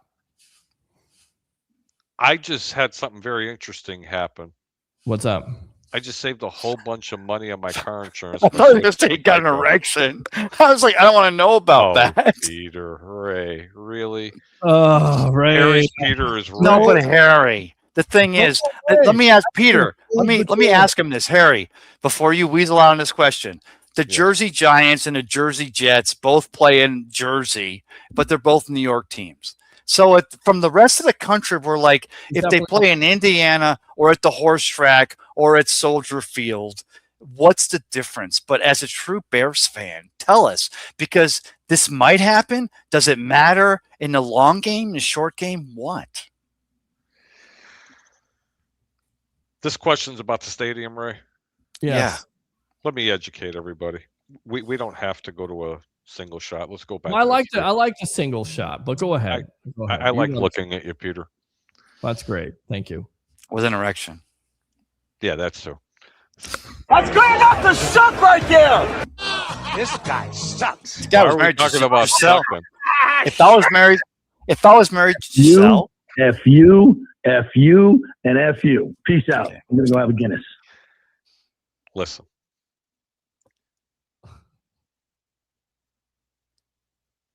The governor of Illinois. Okay. it's deep. has No, it's stated- deep. Pritzker had turned around and said, before the Bears were to leave, the Chicago Bears organization owes over $500 million that they need to pay back. Just remember that one part. Mm-hmm. 5 years ago, they bought. Now, who's the guy that said that? He's in Congress or like in the he's state? the governor. The governor of Chicago. The governor of Illinois. Of Illinois. Right. Okay, sorry. About 5 years ago, the Chicago Bears purchased from Churchill The Downs, horse track. Arlington Horse Track, which is in Arlington, Illinois, which is a suburb of Chicago. Okay, it's one of the arteries. There's three major arteries that go into Chicago, and then there's this one bypass that goes around all three arteries, and they all connect, and they go into this birth canal, and it goes into Chicago. Well, here's a stat for you: 2/3 of the fans that attend the football games come from the outer outlying suburbs, such as you have the Tampa Bay Buccaneers play on Dale Mabry, Mhm. and then you have Pinellas County. Mhm. Well, Pinellas County is a suburb, hypothetically, of Tampa, even though we're not. We're our own entity. I'm just trying to draw a little picture for you. Right. So Chicago thought it would be a great idea to buy all these hundreds of acres out there and bring the Chicago Bears, still name them the Chicago Bears, even though they're in Arlington.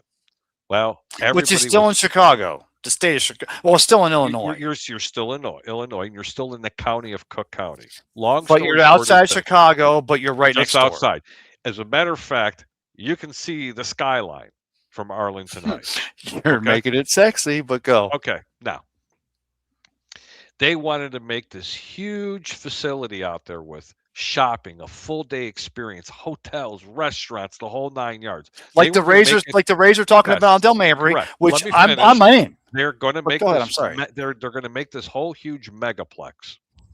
Well, just like every other politician in the state of Illinois, they have to make it political and say, hey, we want more tax money, or we want this, we want that. And all Chicago said, the Bears said, we'll put up $500 million and continue to build the stadium.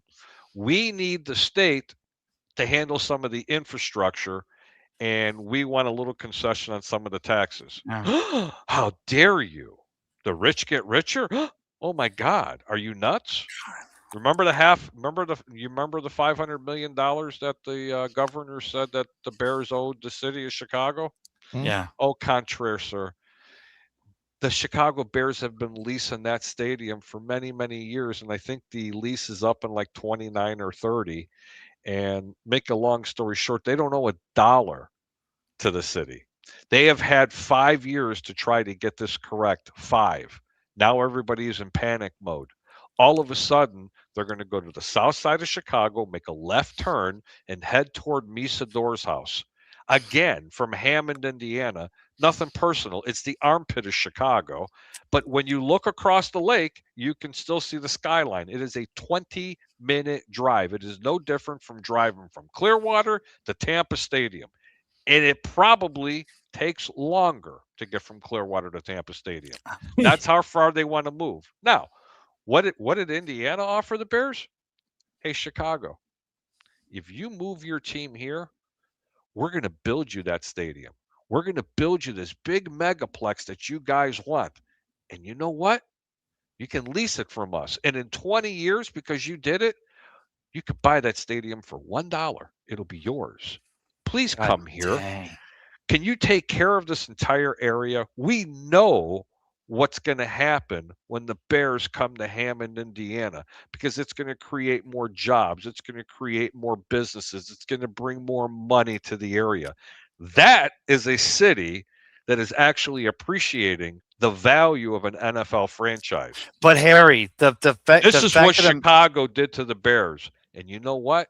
I hope they go to Hammond, Indiana. I'm sorry, tough. Chicago fans. I hope they go to Hammond because you have lost this team. Shame on Chicago for being greedy and not taking care of this team. I can't disagree. I can't disagree because I feel the same way about the Oakland A's or the Vegas A's or the Bakersfield A's because Oakland had so many chances to build something. The Murph, they had a chance as Chris whatever. But I mean, I get that. And because though the thing is, the Bears, Chicago, and maybe it's because from an old Buccaneer fan from the NFC Central back in the 70s, but I think of the Bears are more iconic with Chicago than even the Cubs, the White Sox, and even the Jordan Bulls. Listen, let me explain this to you. Chicago Bears are the iconic franchise that are in Chicago. Okay, yes, they're the most iconic football franchise in the National Football League. The Staleys. They were the Chicago Staleys, the first. And people are like, how dare they move out of Chicago? What are you talking about? George Halas moved this team 3 times. People don't realize. I mean, yeah. From Decatur, I think it was Decatur, Illinois, someplace in Chicago to Wrigley Field, and then over to Soldier Field. Come on, man. This has gotten way too political. And you know what? So you're saying you think Chicago lets them go to Indiana, or Chicago are they going to get with Mr. Ray? They have no choice. Wow. There's nothing that let me tell you something. The Bears offered something huge to stay in Chicago and even go into Arlington. They were willing to really pony up a lot of money. Now that what Hammond offered, Chicago literally has less than a 5% chance to retain this team. Wow. There you go. Good stuff there by Harry the Greek. Thank you, Governor Pritzker, and to all the people that are out there. Hold on, in Illinois that are watching this, just remember when the mayor wants to run for re-election in Chicago, and please make sure you remember that governor up there because you're losing your Bears to Indiana. And part of that fight song, "You're the pride and joy of Illinois," Chicago Bears bear down. How about let this roll off your tongue? You're the pride and joy of Indiana. Are we talking about Notre Dame or the Bears? All right. Stand by, Harry. I know you want to run here in just a little bit. We appreciate the time here. According to CBSSports.com here, 2026 NFC South win totals. The Tampa Bay Buccaneers are favored to win the NFC South with 8.5 wins. Over -140, under +115. 2026 uncommon opponents: Chargers, Rams, and Dallas. New Orleans 7.5, +100, -120 on the under. Las Vegas, Arizona, and Giants. Atlanta 6.5, -140, +115. Kansas City, San Francisco, and Washington, again uncommon opponents. In Carolina, the supposed NFC South champs, 6.5. -120, +100, Denver, Seattle, and Philadelphia. Ryder says, even with the AFC North in a state of flux, things won't be easy for the NFC South teams in 2026, as Baltimore, Cincinnati, and Pittsburgh should all be competitive. And the NFC North is among the toughest divisions in football because the NFC South plays next year, the NFC North and AFC North. That explains why NFC South has 3 of the lowest total number of wins combined at 29. One behind the AFC East, though. 3 teams in this division are juiced to the over. You can argue for any of these unders, even though the Panthers just won the division. I'm drawn to the under at 6.5. They played like a 6.5 win team in terms of point differential this past year, and now their schedule includes both number 1 seeds and a perennial contender in the Eagles among their uncommon opponents. The Panthers might need 5 division wins to get to 7-10 record next year. The Bucs are also in a strong fade at plus odds, having to go against both the LA teams, while the path at least looks more manageable for the Saints, getting to face the Raiders, Cardinals, and Giants, making them the one over consideration in the division. With all that being said, should the Bucs be favored in the NFC South, and can they make that turnaround in 2026 with the additions. Still, we don't know what they're going to do in free agency and the draft, but can they make this turnaround, Harry, in your opinion? Yes. I think personally the favorite in the division should be, and if they're not, should be the Atlanta Falcons. After what I've seen, the adversity, the way they fought back, winning the final 4 games, this team was on a roll. And you talk about a team that's talented, that team is just uber talented. And I honestly think that they are going to be the favorite in that division. And if they're not, make sure you do put some money on them. I'm not saying they're going to, but the price always makes up for the pick. All right, and I would counter you by saying they got a new coaching staff there. Stefanski's had success, but I don't know who the coach. I know who the coach is, but I don't know who the quarterback is. Penix coming off a major injury. Wow. They have been non-committal in that situation. Let's go out. Harry, you want to get this caller, or you want to leave? You can put the caller on hold for a second. I'm going to go ahead and answer two more comments there. Just give me a second. Right over here, you got a comment. It says, yes, the Bears don't owe a penny. Chi-Town owns $500 million, right? And they have to worry about crime, games, ICE, transportation, school, and other pressing needs. How can they commit to another $800 million? Dave, listen, I totally agree with you. But if that city wasn't as corrupt, and again, you're talking to a homegrown Chicagoan, okay? They have taken so much from the citizens, it's not even funny. Tax upon tax upon tax upon tax. A pack of cigarettes there is almost $20 a pack. That's ridiculous. That's their fault for not having it. That's their fault for allowing all the corruption to happen in that city. How is that the Chicago Bears problem? How can that possibly be the Bears problem? They've had 5 years to figure this out, guys, and they haven't done it. But yet they were going to still stay in Cook County, which still gets some of the proceeds from this if they would have went to Arlington. And it's not completely over. But how can they afford another $800 million? I don't know. But Chicago offered to pony up. The Bears offered to pony up $500 million. And the last time I checked, everything's still under a negotiation, with the exception that the Bears are staying there. Cole, you turned around and said Green Bay might have to say something about the most iconic NFL franchise. You're probably right. The oldest one and the most iconic is still the Bears. And yes, it is Green Bay. It's 1A and 1B. And there was one more I wanted to address. Yeah. Before I get off. Well, wait. He gets to pick out his content. Well, actually, absolutely. Nobody's commenting about me, so it doesn't hold matter. On. There's a reason. If you guys want to try to comment on this, it's almost impossible because you really don't know exactly what it is.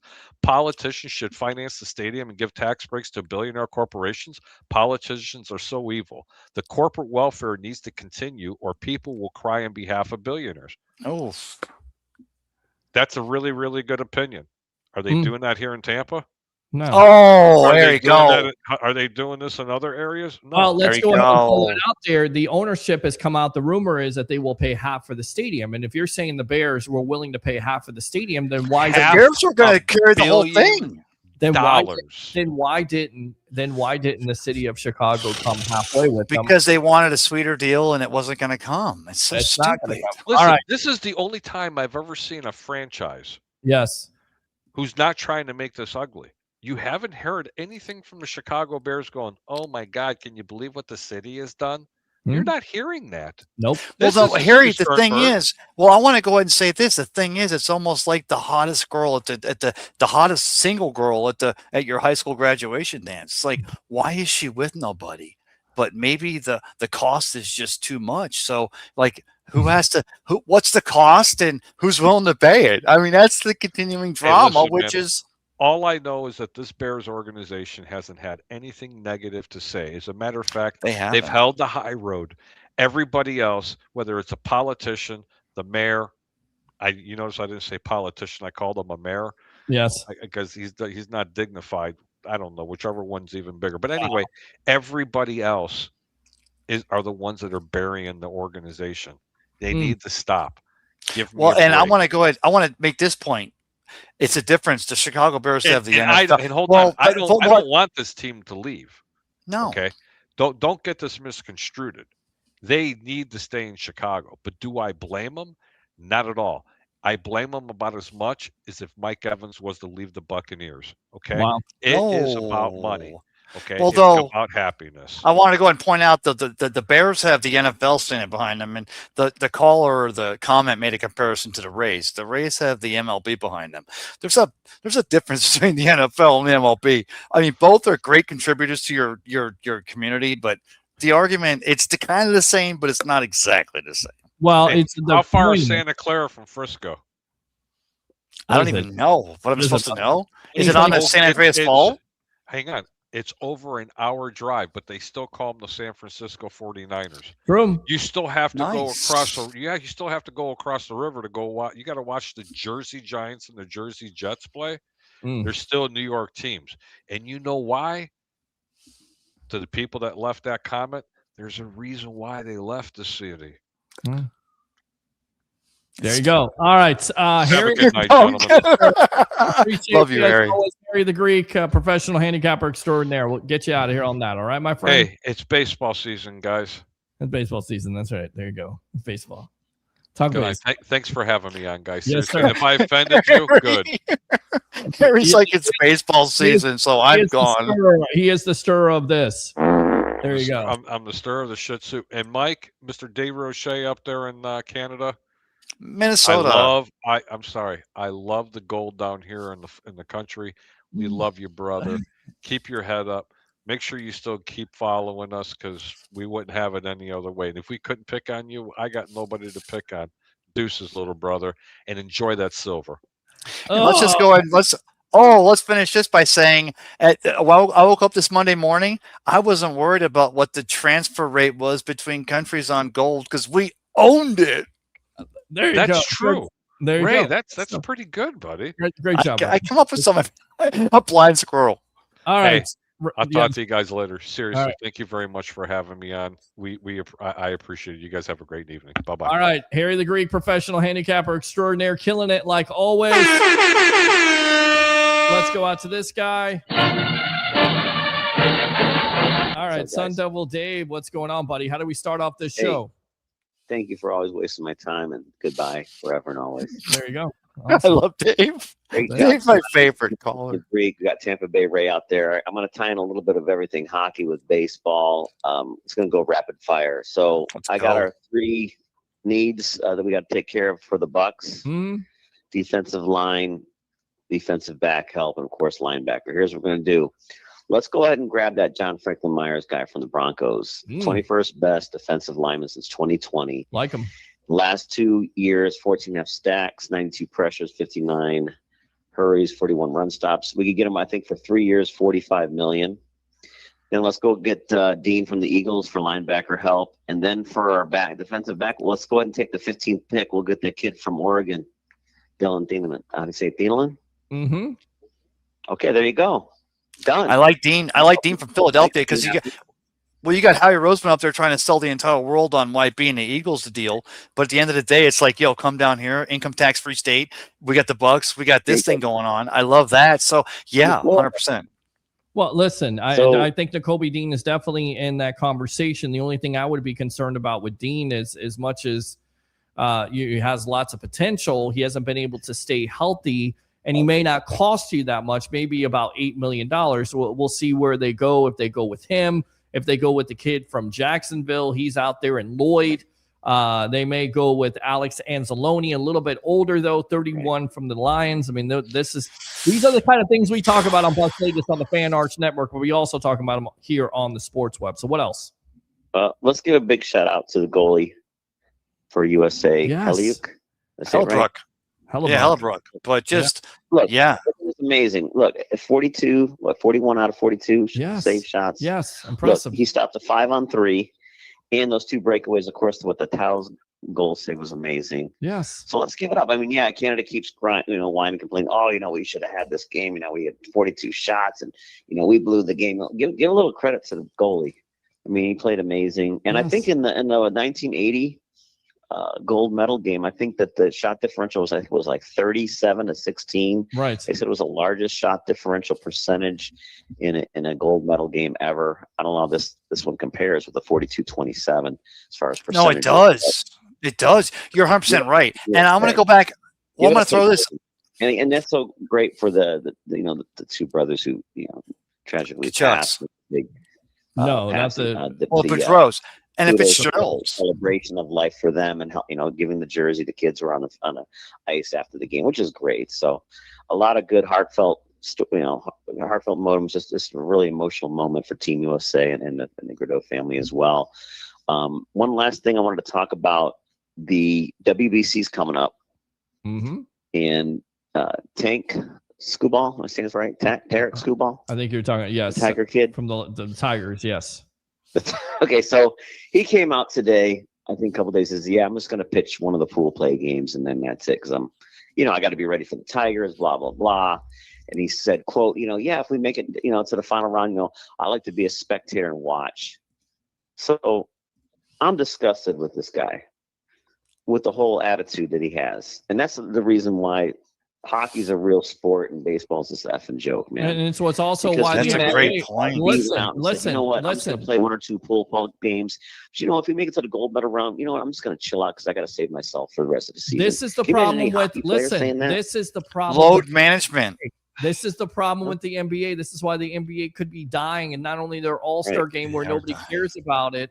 All-Star weekend, especially the slam dunk, it was actually a good All-Star game because it was finally players stepping up. But this is the reason why a lot of people are turned off by the NBA, and you're exactly right. Nobody wants to hear this.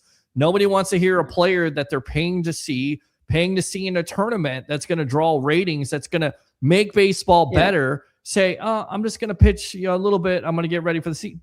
Give it to somebody else. Give the spot to somebody else. Let them enjoy that. And the rotation looks good. Tampa Bay Ray, we got the Pittsburgh kid, Webb, Ryan, McLean, and then my boy from Chicago Bears, and then Kershaw might be going there. So that's a pretty good rotation, right? Tampa Bay Ray. Yes. Well, and I want to go back to talk about the other thing. You're talking about people the rotating in and being able. No, 100%. I want to get going on my diatribe, but 100%. So it's just go ahead, Pete. Yeah, no. And I agree with, I know what he's saying. I understand what he's saying. And it's not good because the World Baseball Classic is very popular, and it's a good thing for baseball fans in general. And the fringe baseball fans enjoy that. You don't want to, right now, baseball could be going into, after this season, a stoppage. And they want to happen. If the players stand firm, we're going to have a stoppage, and we know how that works out. It doesn't work out. Well, it's not just that, but the MLB with that, and then the NBA with the load management. And you talk about the NHL, and talk about we got the World Cup here in 2026. We've got the World Cup here in America. Yeah. And when's the last time you ever watched a soccer game where you heard, they're taking out so and so because of they want to give them rest? I mean, they usually fight because there's a yellow card, there's a red card, and I mean, but you're talking, Pete. You said the NBA. I'm watching right now. Are you guys watching the Soul Basketball, Soul Power on Amazon, the ABA in the 70s, and how they came up and went against the NBA? I haven't seen that. I got to watch it. I got to check it out. You guys, both you guys do it. But I mean, it just goes to that. But go ahead. I'm sorry.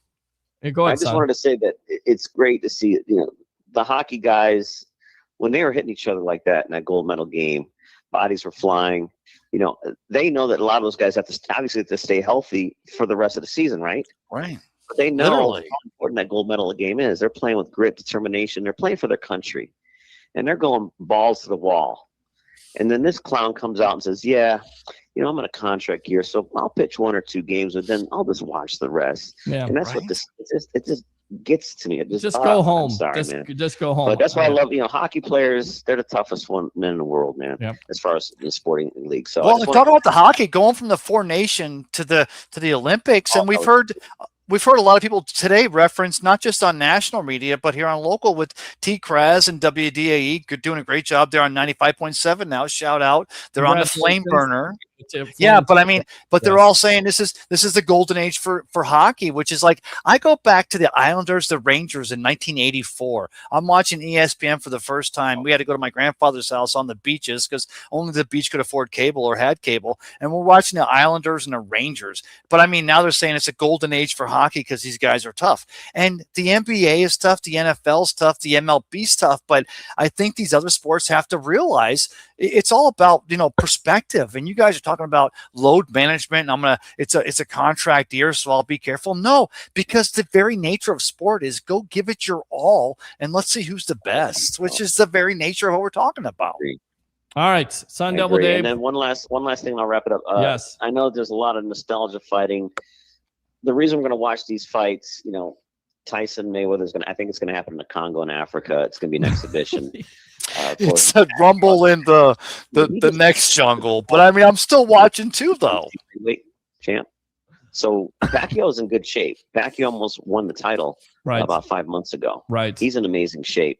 And then, of course, Rousey Carrano, look, they're pioneers of the sport. Yeah, they're middle-aged. Rousey's 39, Carrano's 43. But look, they're going to bring in a lot of eyeballs. They might make more than what Paramount Plus. They're probably, and I'm happy for MVP, and I'm happy for Jake Paul and having a good alternative to UFC. So we'll see how that works out in May. That'll be on the Netflix, by the way. So. It will be on Netflix, and MVP's doing killer stuff there. And again, that it's the names. That's what it comes down to. But when I first heard it, I was like 10, 15 years too late. But listen. Well, because we love the sport, though. We love the sport. You see the Cubs. I'm sorry, Sun Devil. In the Valley of the Sun this Sunday, Cubs and White Sox. Valley of the Sun, my friend. Yes, sir. In the Valley of the Sun, not the land of the rising sun in Japan. Land of the sun. Yes, Valley of the Sun. Are we talking Grapefruit League versus Cactus League here? Guys, show's amazing. Thank you. I'll be called back on Wednesday. By the way, AJ Styles had a big little send off tonight on Raw, so you got to try to watch that. It was really emotional. Everyone came out for AJ Styles. He had a little retirement party tonight, so I'll call back on Wednesday. All right, appreciate it. Have a great night. Thank you for wasting my time. Goodbye forever. There you go. He's out. I love that. I love Sun Devil Dave. All right, let's go out to the comments, and then we'll get into more Bucs rumors because I want to read these guys' comments. Let's see. Baker ain't it. It doesn't matter how much you love Baker. Rob DePrez right there. Tell them facts. Peter H. Blake, Harry Berg. That's it. Brenton says you guys are pushing narratives. I'm not pushing any narratives. I'm telling you what it is. Well, if Baker was so hurt last year, where was the coaching staff to step in and shut him down? That's more alarming than anything. Maybe, but again, he gives you the best chance to win. I understand also that point. So what's going to be the excuse this year? There's never an excuse. We put it out there, right? The offensive line was hurt. Do you not agree? Was the offensive line not hurt? You lose both of your starting guards. You have a reshuffling of your offensive line. You have a new offensive coordinator, and you have a guy that has multiple injuries, and you think those are excuses. Okay. Drew Allaire in the third round. Russ says, draft Sayan from the Buckeyes for the future.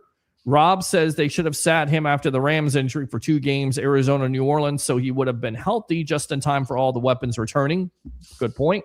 The fact that Bowles says he won 3 division titles like he's dominating our division, and we are barely getting by. He's got a lot to prove this season. Make it 11 or 12-win season this year, period. Still is one. Well, see, that complaint right there, that sounds exactly like to me when Tom Brady talks about the reason why he left New England was because all the Patriots fans were like, okay, before the last season even ended, okay, we got the AFC Championship next year at the least. Who are we going to kick ass to get there? And then who are we going to the Super Bowl? You don't there's 32 teams of professionals across the board that are all getting paid great money to be the best, and they are all at the best of what they do. So don't start to pretend before a season starts what should or should be assumed. Because if you're doing that, you may be a Bucs fan, but you're not a football fan because you don't know shit. So sorry, Pete. Go ahead. That's all right. He don't win big games when the game is on the line. He's 1-9 in primetime games. I think he won what do you have? 4 fourth quarter comebacks in the first half of the year. Did you forget that? I mean, yeah. You could throw out the primetime games, yeah, but he's also had some big wins for this Tampa Bay team. Of course, you also forget about the wild card win versus the Eagles, and what you're going to say is, well, the Eagles at that point were struggling, so it was easy for the Bucs. It's like, you can't win, man. Like, some of you just hate Bulls. The thing is, when you're talking to someone that's coming up from a place of lack of intelligence, they're going to figure an argument for any angle. So all we got to do is just let them do their talking, and we can sit back and go, oh, so you're a special person. Okay. It's Bulls that needed to say, you're playing me, Sador, said Trask. Dang it, Ray. Brenton O'Neill, he had everything perfect for him. He's on the 14. Explain that. I don't think he had everything perfect for him. He didn't have anything perfect for him. He had to play through an injury with Cleveland. He had to play through a dog-awful organization with the Cleveland Browns, even worse coaching, putting him in the situation. He had the Carolina Panthers, who are a joke. And you feel so feverishly about this league because it's anything can be guaranteed perfect. So why are you even an NFL fan? Let's be honest here. Jameis played a much better division. He was asked to throw 45 to 50 times a game up the field with no running game or defense. So we talked about this. There's some truth to it. Peyton Manning threw 40 interceptions his first year, and there were no risk and no biscuit. So that was going to happen. And even Bruce Arians said we'd have been a better team in 2020 with Jameis than we were in 2019. But door number 2 took us to a championship. So yeah, Baker Mayfield's a much better quarterback than Jameis Winston. I'm sorry, I can't even believe we're making this comparison. Baker's just short for me. He can't see over the line. King Cook. A word we have to get better than Teddy Two Gloves, maybe even draft a young quarterback in the later rounds. That was the question for the night. King Cook, Trask couldn't beat out Baker. Come on now, folks, let it go. I agree, but I mean, it's being thrown out there. Howdy, Pete. Harry Ray, what's your opinion on Mike Evans? Is he coming back or signing somewhere else? I believe he's coming back. I think, again, it's about show me what you got, right? Jay-Z lyric there. You kids don't know that. Maybe you do. Google it. Show me what. Well, I mean, Jason Light could have said 2 weeks ago. He could have said, "Look, we love Mike. It'll be his what 13th year in the league. We love him. He's my first draft pick. We want to keep him. We're gonna try to make him whole, but we can only go so far. And we'll put the onus on him to come back and say, no one loves me. I am back to take whatever you'll give me, master." But the truth is, Jason Light played it to say, like, Mike, it's all your narrative. Go find your thing, and then if it is here, which we think it should be, then let's do it. And that's the way you should do this. But all your Johnny-come-latelys and your Monday morning quarterbacks are going to go, oh my God, he's going to go play for the Saskatchewan Eskimos. Whatever. All right. Dave says, I think we have a quarterback for the next 6 years in Baker. He's proven he can play at a high level, but he needs the right OC. And I think he's got the right OC in Zach Robinson. That's why I'm excited about this Bucs team turning it around, because Zach Robinson, a.k.a. the Liam Cohen offensive system there, I think will work with Baker. You got to keep Baker upright. You got to stay healthy this year because, again, the NFL is a war of attrition. On the rumors true about White going to Carolina, possibly. That's just a rumor. That again, free agency, the dinner bell doesn't start until a couple weeks with the legal tampering. I believe it's like March 9th or March 11th. Why do we say that anymore? Legal tampering. The calls are being made. Well, I mean, does it make you sleep better? It doesn't make me sleep better or worse. I'm like, okay, we can call it. We got you covered here on the Sports Web. We got you covered. Keep it here. So yeah, and keep it on Bucs Latest on the Fan Arts Network. Another show, daily Bucs content 5 days a week. I can't say this enough. Like, I love the Sports Web. I love the phone calls, but it's daily Bucs content 5 days a week on the Fan Arts Network. What are you doing, Bucs fans? You know, it's the latest. It's a test for you to subscribe. Every 8,100 or 8,200 followers I got on Facebook, like and subscribe to that YouTube channel, because you get yours truly 10 to 15 minutes a day. No, you can't call in, but you can comment. So that's even better. You don't even have to. You can comment, tell me how. It's tough to talk to you. Yeah, you don't have to talk to me. Just tell me how. I can tell you how much I hate you. You don't have to listen to you defend yourself. I love Levante, but if he plays next year, it should be a platoon with rookie linebacker. Then you can mentor. Good comment. Brenton says, Cook, let's be honest, bro. Trask outplayed Baker in 2023 training camp. Why do people say this? Why do they always say this to me? Why do they say this? Because they know it starts you up. It gets you going. It makes no sense at all. Do you think if Trask outplayed a Baker Mayfield that he wouldn't have started? Come on, guys. Dude, if the kid who fills the water cooler with the Gatorade outplayed Baker Mayfield, Jason Light would put him at the starting position, because Jason Light's got millions to make to feed that family. I mean, people forget people's jobs are relying on these decisions. It's not just like we're like, oh, we hope we're good. Well, we go. We have young receivers, running back, and O-line. This team is set for a young quarterback. And here's the thing. You Bucs fan base will not be patient enough for a young quarterback, because for every freaking Drake May that you got, for every quarterback that you think, oh, CJ Stroud, he had one good year, guess what? He took a step back, and now he may be off the Houston Texans. You Bucs fans are not patient enough. You're not patient. You're patient for a young quarterback. By the way, when's the last time the Bucs developed a young quarterback? Oh, yeah, none. Hey, whoa, easy. I mean Josh Hamilton. Well, not Josh Hamilton. You're thinking of Josh Freeman. He had one good year. Doug Williams, a couple good, probably the last quarterback. That was the late 70s and 80s. We're going to go back that far. But I can't believe that the initial argument is we've got young receivers. Well, the initial message was we've got young receivers, young tight ends, young offensive line. We need a young quarterback. If you've got young quarterbacks that we've had in this league, I mean, not only Jameis Winston, you had Josh Johnson, you had the greatness of Mike Glennon. What else? Let's see here. Josh Freeman is one of those. Easy. We had Scott Milanovic. We had Craig Erickson. You had Steve Young. Craig how many quarterbacks? Chris Chandelier. James, how many? Chris Chandelier, you said? I can name all the quarterbacks that went to the Super Bowl and won after they left the Bucs organization. You ready? Doug Williams with the Washington Redskins. Chris Chandler didn't win a Super Bowl, but got the Atlanta Falcons to the Super Bowl. Vinny Testaverde got the Jets to an AFC championship game. You like that, Bucs? I'm going to dig into the scab. Steve Young won a couple.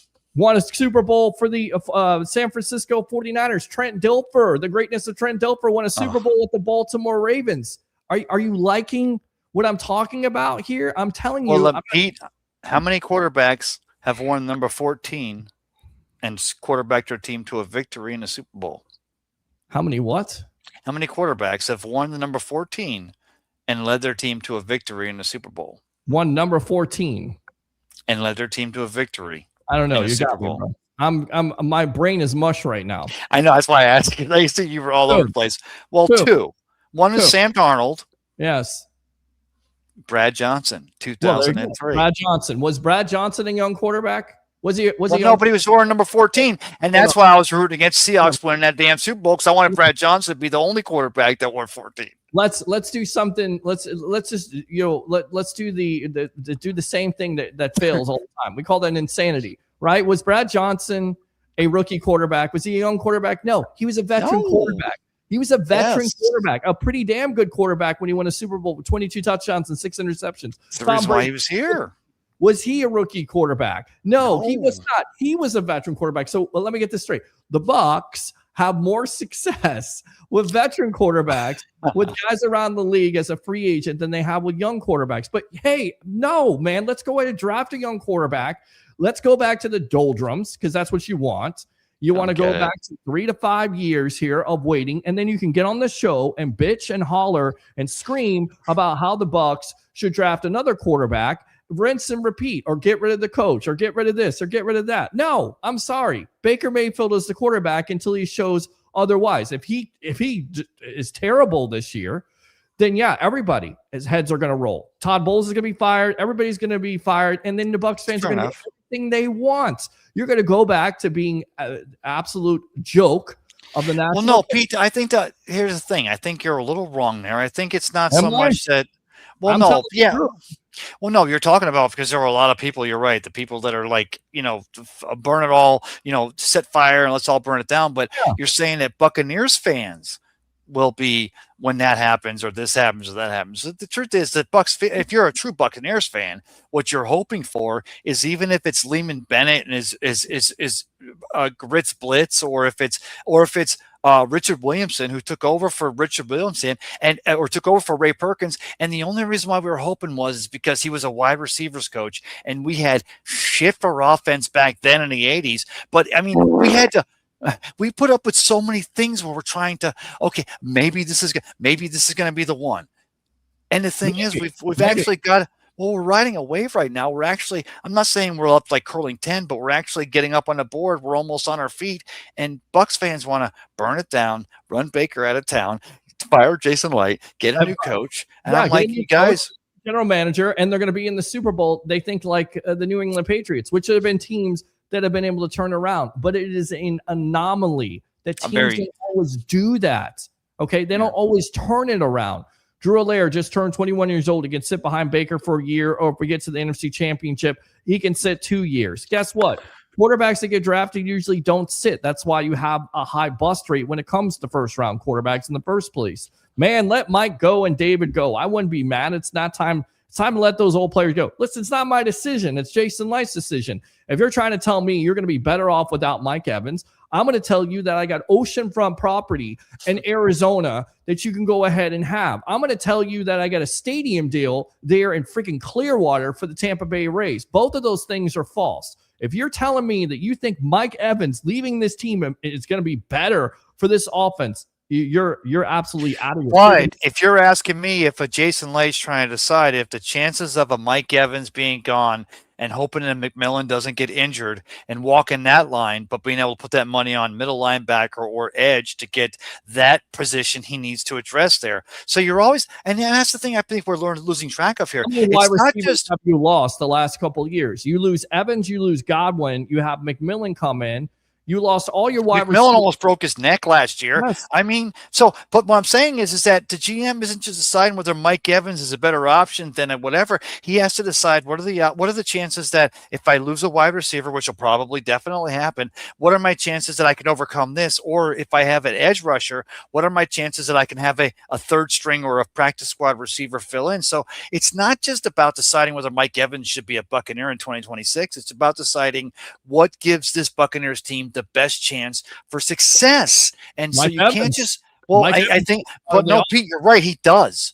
But I mean, that's if he stays healthy and we address the edge in the draft and we get lucky there. But if Mike Evans comes out and leads the league in receptions, but we have no pressure on a quarterback at 26, what are we like? What, 9-8? We're like hoping we win the division because you still got to hope for that edge rush.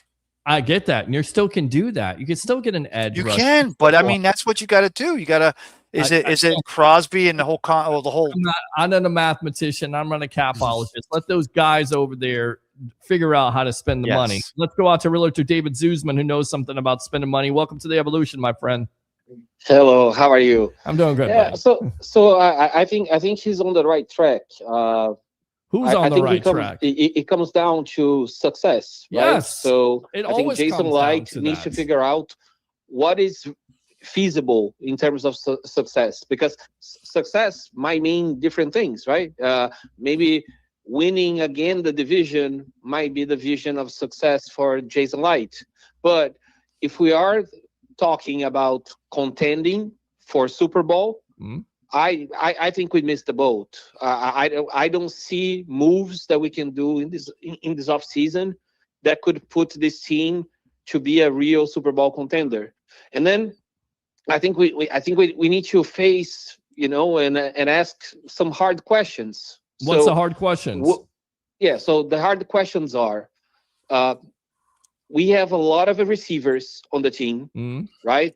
We have a really good offense. We have a above average O-line, but we do have a struggling defense. We have no middle linebackers. Right. We have no edge rushers. So considering all of that, would it be wise to bring Mike Evans, paying him $15 million, $17 million for another 2 years, right?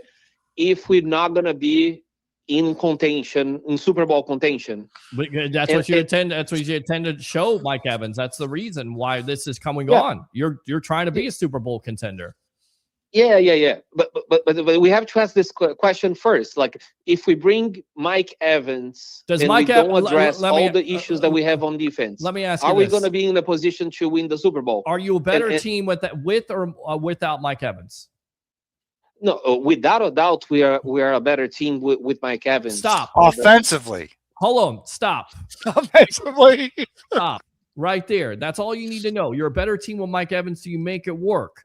Are there other ways you could trade for an edge rusher? Are there other ways you can go in free agency and get somebody? Yes. But are you a better team with Mike Evans? No matter how much you got to pay him at the end of the day, let those guys deal with it. They deal with that money situation. People go, I don't think they can pay anybody. If the Glazers want to open up their pocketbooks, they're going to open it up. You know why? Because they want to friggin' win. Oh, by the way, do you think they honestly brought back Todd Bowles for him to fail? If they wanted Todd Bowles to fail, they would have fired him and fired everybody else on the staff and let Jason Light hire, or they would have just cleaned house like a lot of Bucs fans do. Let me get this straight. Everybody thinks that they're not going to give Todd Bowles and Jason Light every opportunity to win at this point? Yeah, so I don't think that the problem is the Glazers. I think the Glazers, they have been generous. Whenever we had a chance to fight for Super Bowl, they opened their wallets and we brought a lot of people here. I think the real issue is Jason Light. Well, that's my dad. He's not great. You can sit there and talk about Jason Light until you're blue in the face, but if he's not given the resources from the Glazers to spend money, and you don't have the money to spend in the first place because of the Tom Brady cap, or you're trying to save money, this is definitely a Glazers decision. And this is where I think a lot of Bucs fans sit back, put on your seatbelt, because whatever you think is going to happen at this point, I'm telling you right now, I would fully expect Jason Light and this Bucs organization to be completely and totally aggressive. If they are not aggressive, get ready to start saying that, Todd Bowles is going to be on the hot seat. Get ready to say that you don't expect a lot of things from this Bucs team, and maybe that happens. I just don't see it. It doesn't make any sense.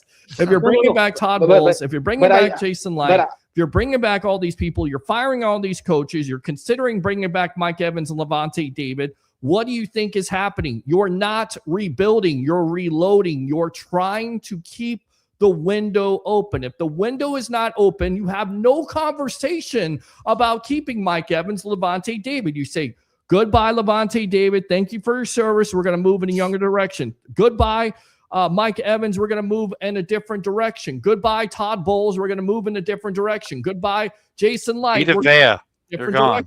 Vita Vea. Everybody. Don't say that. No.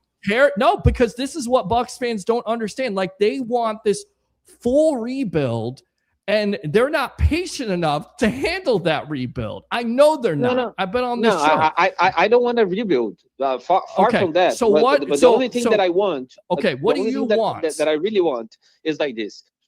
We either going to be aggressive this offseason and we're going to put the team in a position to win, or I prefer that we play our younger receivers that need to be developed.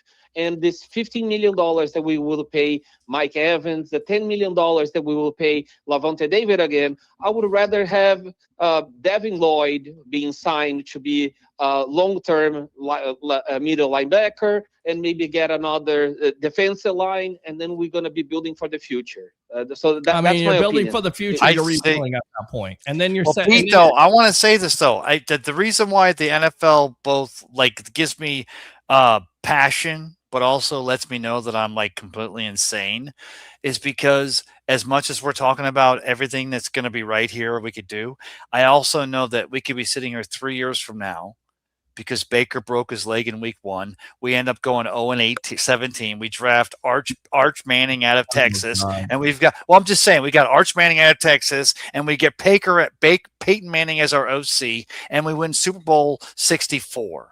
So the reason why I'm making that point is that what we're talking about here is these are all because there's still 32 teams getting paid great money to try to be the best, and it's still we only have a 1 in 32 chance of being the best team. The caller here is making a great point. I mean, there are avenues that you could say if Jason Light realizes that this team doesn't have, we could win the South, but if we're 8-9, then you're setting up Todd Bowles for failure.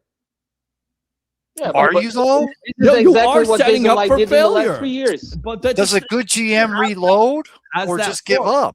Tell me, guys, how you just pointed it out. Jason Light has not set him up to succeed, right?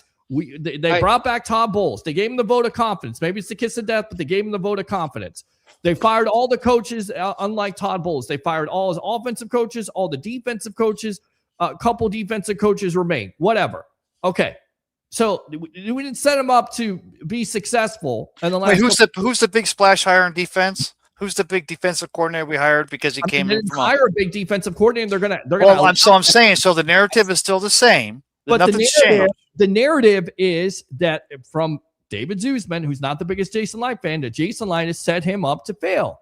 So if you're absolutely. Okay, so if you're bringing back Todd Bowles and you're setting him up to fail again, then he's just going to fail. And you're not going to be anywhere at this point. Does that make any sense? You're not going to do that. You're going to do something different. That's what I'm trying to tell you. What if the fact that Jason Light is setting Todd Bowles up for failure, but we still have a Vita Vea? We still have a Mike. Well, no, but let me finish. We still have the dogs we have on his team, because you can't tell me what you guys can't. Hey, you can't tell me if you expect to win a Super Bowl if you don't think you have the dogs on a team. What if the fact that Jason Light puts Todd Bowles with a stacked deck because he realizes it can help 53 guys in that locker room go through a wall?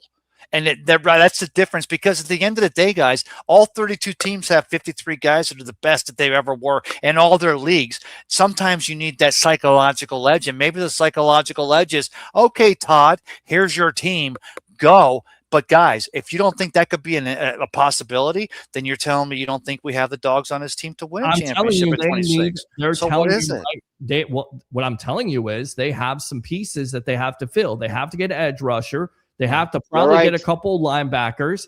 They may have to fill the corner situation. They may have to get themselves a running back or back. And maybe a kicker if McLaughlin breaks his leg in preseason. These are all good points. But my point is, we're talking about the GM of this team. And I understand that. But he definitely deserves blame for some of the moves that he's made. All 32 GMs deserve blame because that's what their job is. If the job is out on the line and you brought back Todd Bowles, and you're doing the same exact thing with just going with young players and hoping that they transition over to be productive players, which doesn't happen in the National Football League. No, I agree. You got to make different moves. You got to be aggressive. Zuzman, appreciate the time as always, my friend. All right. Thank you. Thank you. I appreciate you. I mean, that's what I'm saying. Like everybody's, they have the money for this, and you got to devote this, and maybe they rebuild. There's no rebuilding. Okay, if they're rebuilding, then Todd Bowles and everybody else is fired. They're done. This is it. This is the year. They have to turn it around. Period. They put it out there. This is what it is. They're going to put it out there. Everybody has to earn an extension. Everybody has to earn a contract. If they don't do it, they failed, then you're going to have a rebuild, and you're going to. You do understand, though, Pete. As a Buccaneers fan, I hear you. I'm like, if we don't win a Super Bowl, I want to see somebody hanging off a ship in Tampa Bay. But as a fan of the NFL, I do realize there's like 19 other teams whose team hasn't made the playoffs in over 10 years, and they're listening to you. They're listening to you thinking you guys had 1 year out of the playoffs, and you're saying that if you guys don't win a Super Bowl, you guys should burn it down. I'm not saying burn it down with not winning a Super Bowl. What I'm telling you is they have to give them the opportunity. You have to get the proper pieces. You can't just depend on young draft picks like you've been able to do. You can't do it. Well, that's the job of a GM. You got to find that sweet spot. Do you sign Mike Evans for 30, or do you go after a free agent? His market value is 13. Everybody throwing this 20 out there because they're maybe his market's 13. But do you think the Buffalo Bills and Josh Allen, who's their coach now, whoever it is, they realize they need? Do you think that they wouldn't pay $50 million for a 50-50 receiver who's going to give their? They're not going to pay $50 million. They may pay. No, well, I'm exaggerating. My point is that you say Mike's market value is 12, 13. No, Mike's market value is what the other 31 teams think that they need a 50-50 receiver. But then again, you got to deal with the hamstring in Buffalo and the cold. You got to deal with him on a AstroTurf field. So there's all these things, and you have to play. But chemistry with the new quarterback. Well, everything. But you know what? I had a guy. I played 8-man football in Seminole. I had a receiver named Bill Campores, and the coach used to say, because Bill was 6'4" and we were 12, so I used to just throw it, and whenever I threw it, Bill would always reach above. So, and I'm not saying Mike was Bill Campores, but Mike's a 50-50 receiver, so his value could be really great on the market. So I think the fact that the Buccaneers have kept shut and they've let Mike and his agent do the talking, we're just saying we respect you. But I mean, Mike has to make that decision to come back and be team friendly and go for a team. We know the Bucs aren't a complete pretender. I don't know if they're the top contender, but I mean, that's his decision. But I mean, show me what you got. That's it. That's what it comes down to. Yeah, show me what you got. Have to do Which is the reason why if Mike Evans is wearing Buffalo Bills in 26 and they win Super Bowl, I'm going, yes. I want him to be recognized for 55 in 2020 when he's in Canton wearing Buccaneers, but I'm happy that he got a Super Bowl in 26. I'm less happy that it wasn't the Bucs that got it with whoever we have at wide receiver. Ray's mouth Ray's mouth out with soap. Cowboys. Yeah, exactly. Corey, help me out here. Welcome to the Evolution.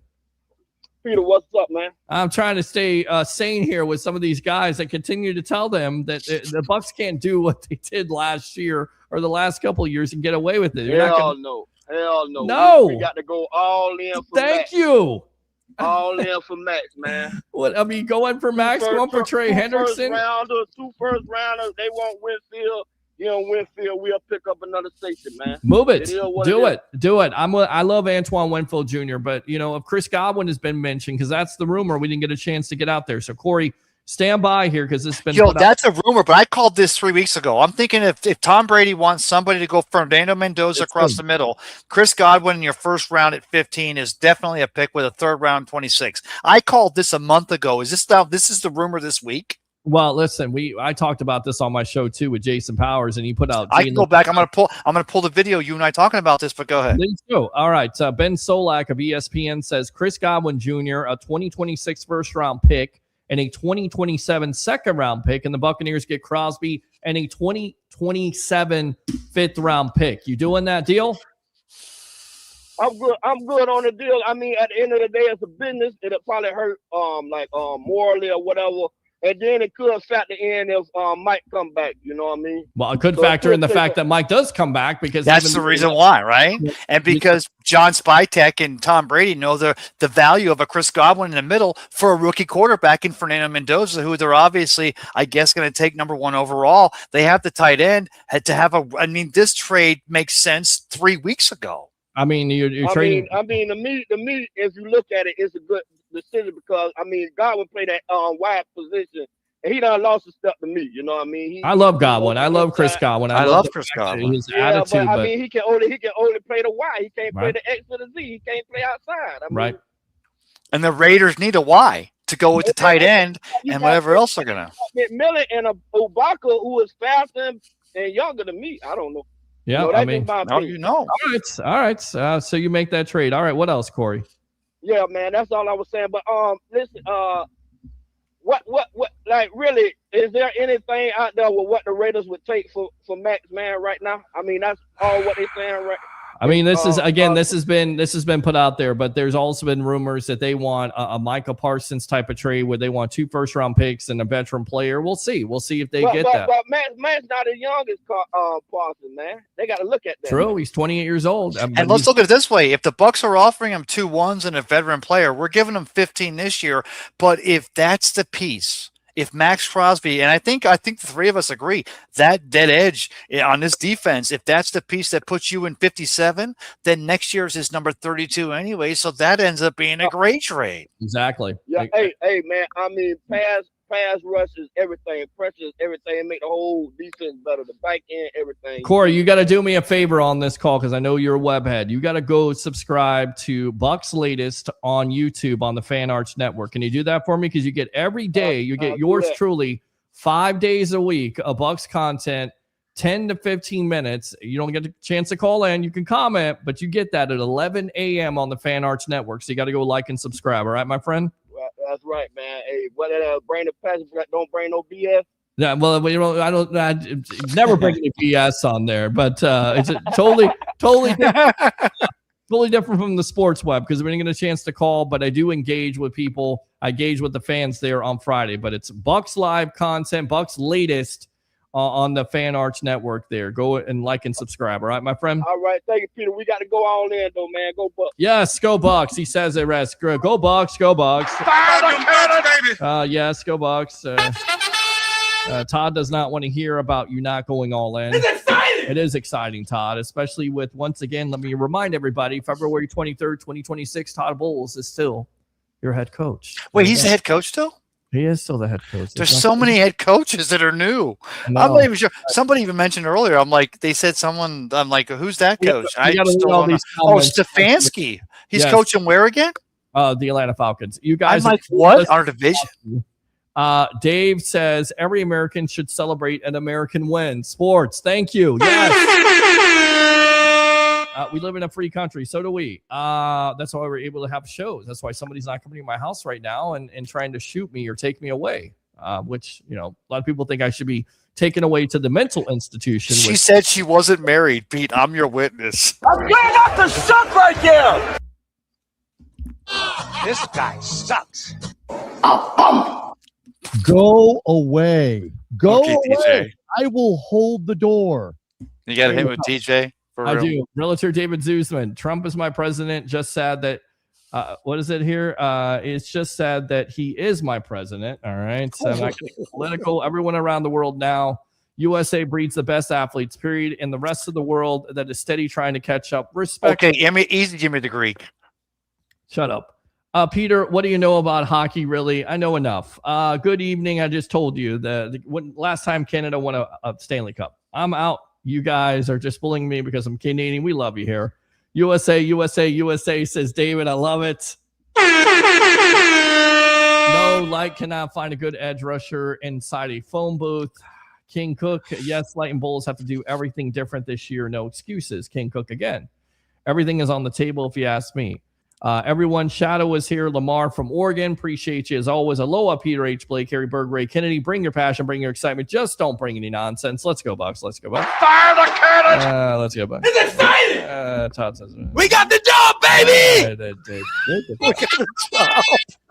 All right. Was that Todd in his press conference this year?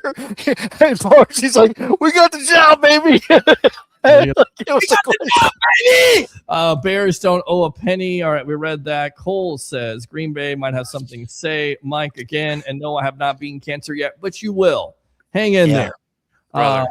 You're as mean. You're as tough as a $2 steak. We love you here, Mike D. Roches. If you know that reference, we could be friends because I know you know wrestling. I can't believe Harry said I have a point. Wow. Cole CSB, brother, we need a BB in the draft. What's a BB? What is that? There will be a work stoppage in 2027. Enjoy the baseball season, boys, because it's going high after this year. King Cook says, oh, I know football, Ray. Been watching a long time. Bulls has to show up. We need to see a higher level of wins. We've seen a few 8-win seasons. Now it's time to step up, period. Cole says, don't apologize for telling the truth. How many pick sixes has Baker thrown again? Hasn't thrown a lot of pick sixes because it's been reported. Yes, it's been reported about the injury situation. The Kyle Trask crowd is by far the most idiotic. Brenton says Baker has 9 picks to Kyle Trask has 2. He's thrown 11 passes. Are we really talking about this? Wait, was Shedeur Sanders in the All-Star game, Pro Bowl? What? 7 touchdowns. What's the marker? That was the best game I ever saw, dude. It was Little League, but it was the best Little League. Why does everything got to be the best, the number one? Just enjoy the performance. Well, it wasn't a good performance. 7 touchdowns and 10 interceptions. That's what it shows with the Pro Bowl at this point. I'm not saying it's so great that no team wants to start him. Baker is 32 years old. He's not 32 years old. He's not that old, guys. He's 29. He's got like 17 kids. He's got like 3 grandkids. How old is Baker? Let's go here. I'm going to go to Google real quick. Google is your friend. I'm going to guess. He's 2018 first round pick. He's 22. It's 2018 is 7. He's 30. He's 30 years old. He'll be 30 on April. Thank you. 14th. Yes. But he's done some great farm commercials. What was it? The insurance? Oh, Allstate. Yeah, you're definitely in law. That's good enough to suck right there. I think it's progressive. Bucks are cooked. A Van House life once again bringing absolutely nothing to the table at this point. Nothing. It's just what this is. Oh my God! Who the hell? And you know what? The irony is you could have rubbed one out, but you watched this instead. You just are a loser. That was back when Baker had Britain draft a quarterback, let him sit behind Baker for a year. Van House life, fire Mike Evans, Mayfield, and Bowles. Van House. Mike Evans.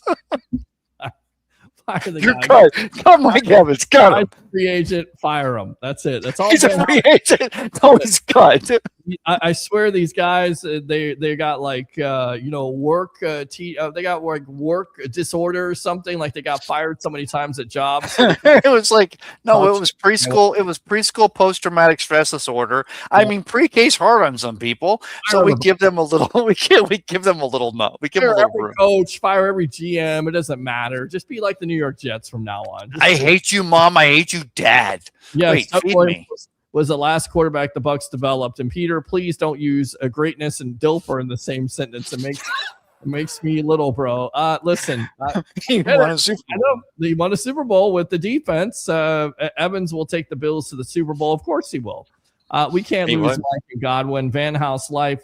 Bucs need to hire Bad Bunny as the quarterback coach for Mayfield. Oh, look who's calling in. I got to get out to this guy. He's at St. Joseph's Hospital. So, Mr. Williams, we saluted you tonight. Oh, we got you back here, man, on the Sports Web. What's on your mind? All right, my brother. What's going on, brother? Hey, man. We gonna keep Mike, man. Mike ain't going nowhere. Mike's not going nowhere, man. I'm gonna steal an old line from BA. Mike ain't going nowhere, and he didn't say it like that. Yeah, man. Mike ain't going nowhere. That's right. From one Libra to the other. Yes. Yeah, man.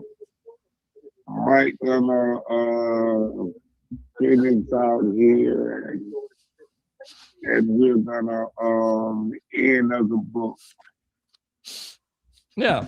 Him and Levante David gonna walk away at the same time. You want Levante David back, by the way? Yeah. All right, buddy. All right, man. You guys have a good night. All right, yeah, good show. So far, how you doing there in the hospital? You doing good?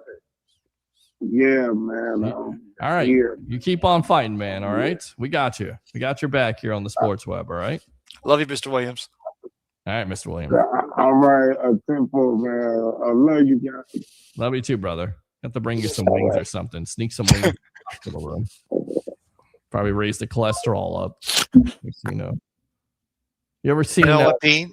That Mr. Williams at St. Joseph Hospital fighting that battle he's fighting, but he was tuning in tonight listening to you and me. So, Mike DeRoche hates us and thinks we know nothing about hockey. Fuck Mike DeRoche now at this point, but I'm sorry. But that's all right. I'm just saying. All right. So name one big game Baker was clutch in. I'll wait. Other than the one playoff game, we caught Philly on the downside. There you go. I knew it was coming. Right. Yeah. So he wasn't good against Houston. He wasn't good against Atlanta. He wasn't good at any of those comebacks at all. Remember the Greek? Yeah, just shit. For quarterback coach, he's right. Thank you, bro. I hope I'm wrong. I can't wait till the season starts. We ain't winning or going to the Super Bowl with Baker Mayfield or Todd Bowles. We have hope the division is bad to win in. Brent is speak for yourself. I'm very patient with players giving their age. I don't necessarily think that. No Arch Manning, King Cook. I want to see 11 or 12 win season this year, no matter what the team they assemble. Show Buccaneers Nation we're ready to take the next step forward. Brent says winning the South with the 8 or 9 or 9-8 record don't mean nothing. Well, they've done it with 10 wins. It still didn't mean anything to some of you Bucs fans. Go Bucs. Thank you for the podcast, guys. Appreciate you. $9.99 YouTube super chat there. We love that. YouTube super chats. If you like the content, give to the content. Of course, Facebook stars are open. Evans in the open market will between 15 to 17 per year on a 2-year minimum contract. Realtor David Zuzman, good stuff there. Says you should do a merch t-shirt that says I could be rubbing one out, but I'm watching the Sports Web. It's a great one. Thank you, Ray. I appreciate that. That's a great idea. As always, Ray, you bring absolutely nothing. This guy sucks. That was so good, though. But brother, you can always depend on me if you ever need it. We could always depend on me when you need a hand. Well, that's great. Thank you very much for that. Take your hand and shove it up up somewhere else. Never with the sun at this point. Ray, that Mr. Williams. So that Mr. Williams. I know you're gonna give me a second here to do my little sign off here, but that Mr. Williams could tune in here and Mr. Williams, we're right there with you. Like I did, yeah. We got a little bit emotional because we love our guys. You know. And we're right there with you in your fight. And you keep doing this because you're like the best part of this entire thing. And we're right there with you. So brother, thanks for having me. Yes. We're going to be good.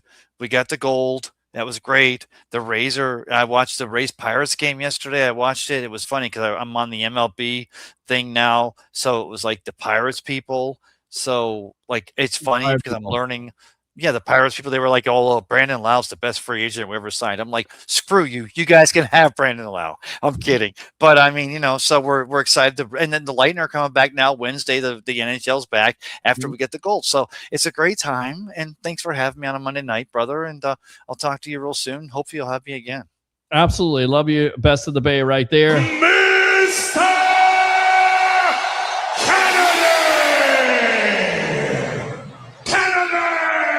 All right, man. Appreciate you. Love you, brother. Be safe. Love you, brother. Take care. All right. Good stuff there. We'll wrap it up right there, guys. Great show as always. Thanks a lot to all the guests of the night.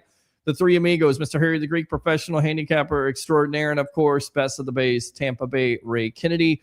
Once again, like and subscribe to the Sports Web on YouTube. Friend me on Facebook at Peter H. Blake. Once again, daily Bucs content you can't miss. It's 5 days a week. It's on the Fan Arch Network. Let me get out to that right there. It's called Bucs Latest. It's on at 11 a.m. It's yours truly, talking 10 to 15 minutes, maybe 20, giving you all the Bucs latest news of the day. You can comment.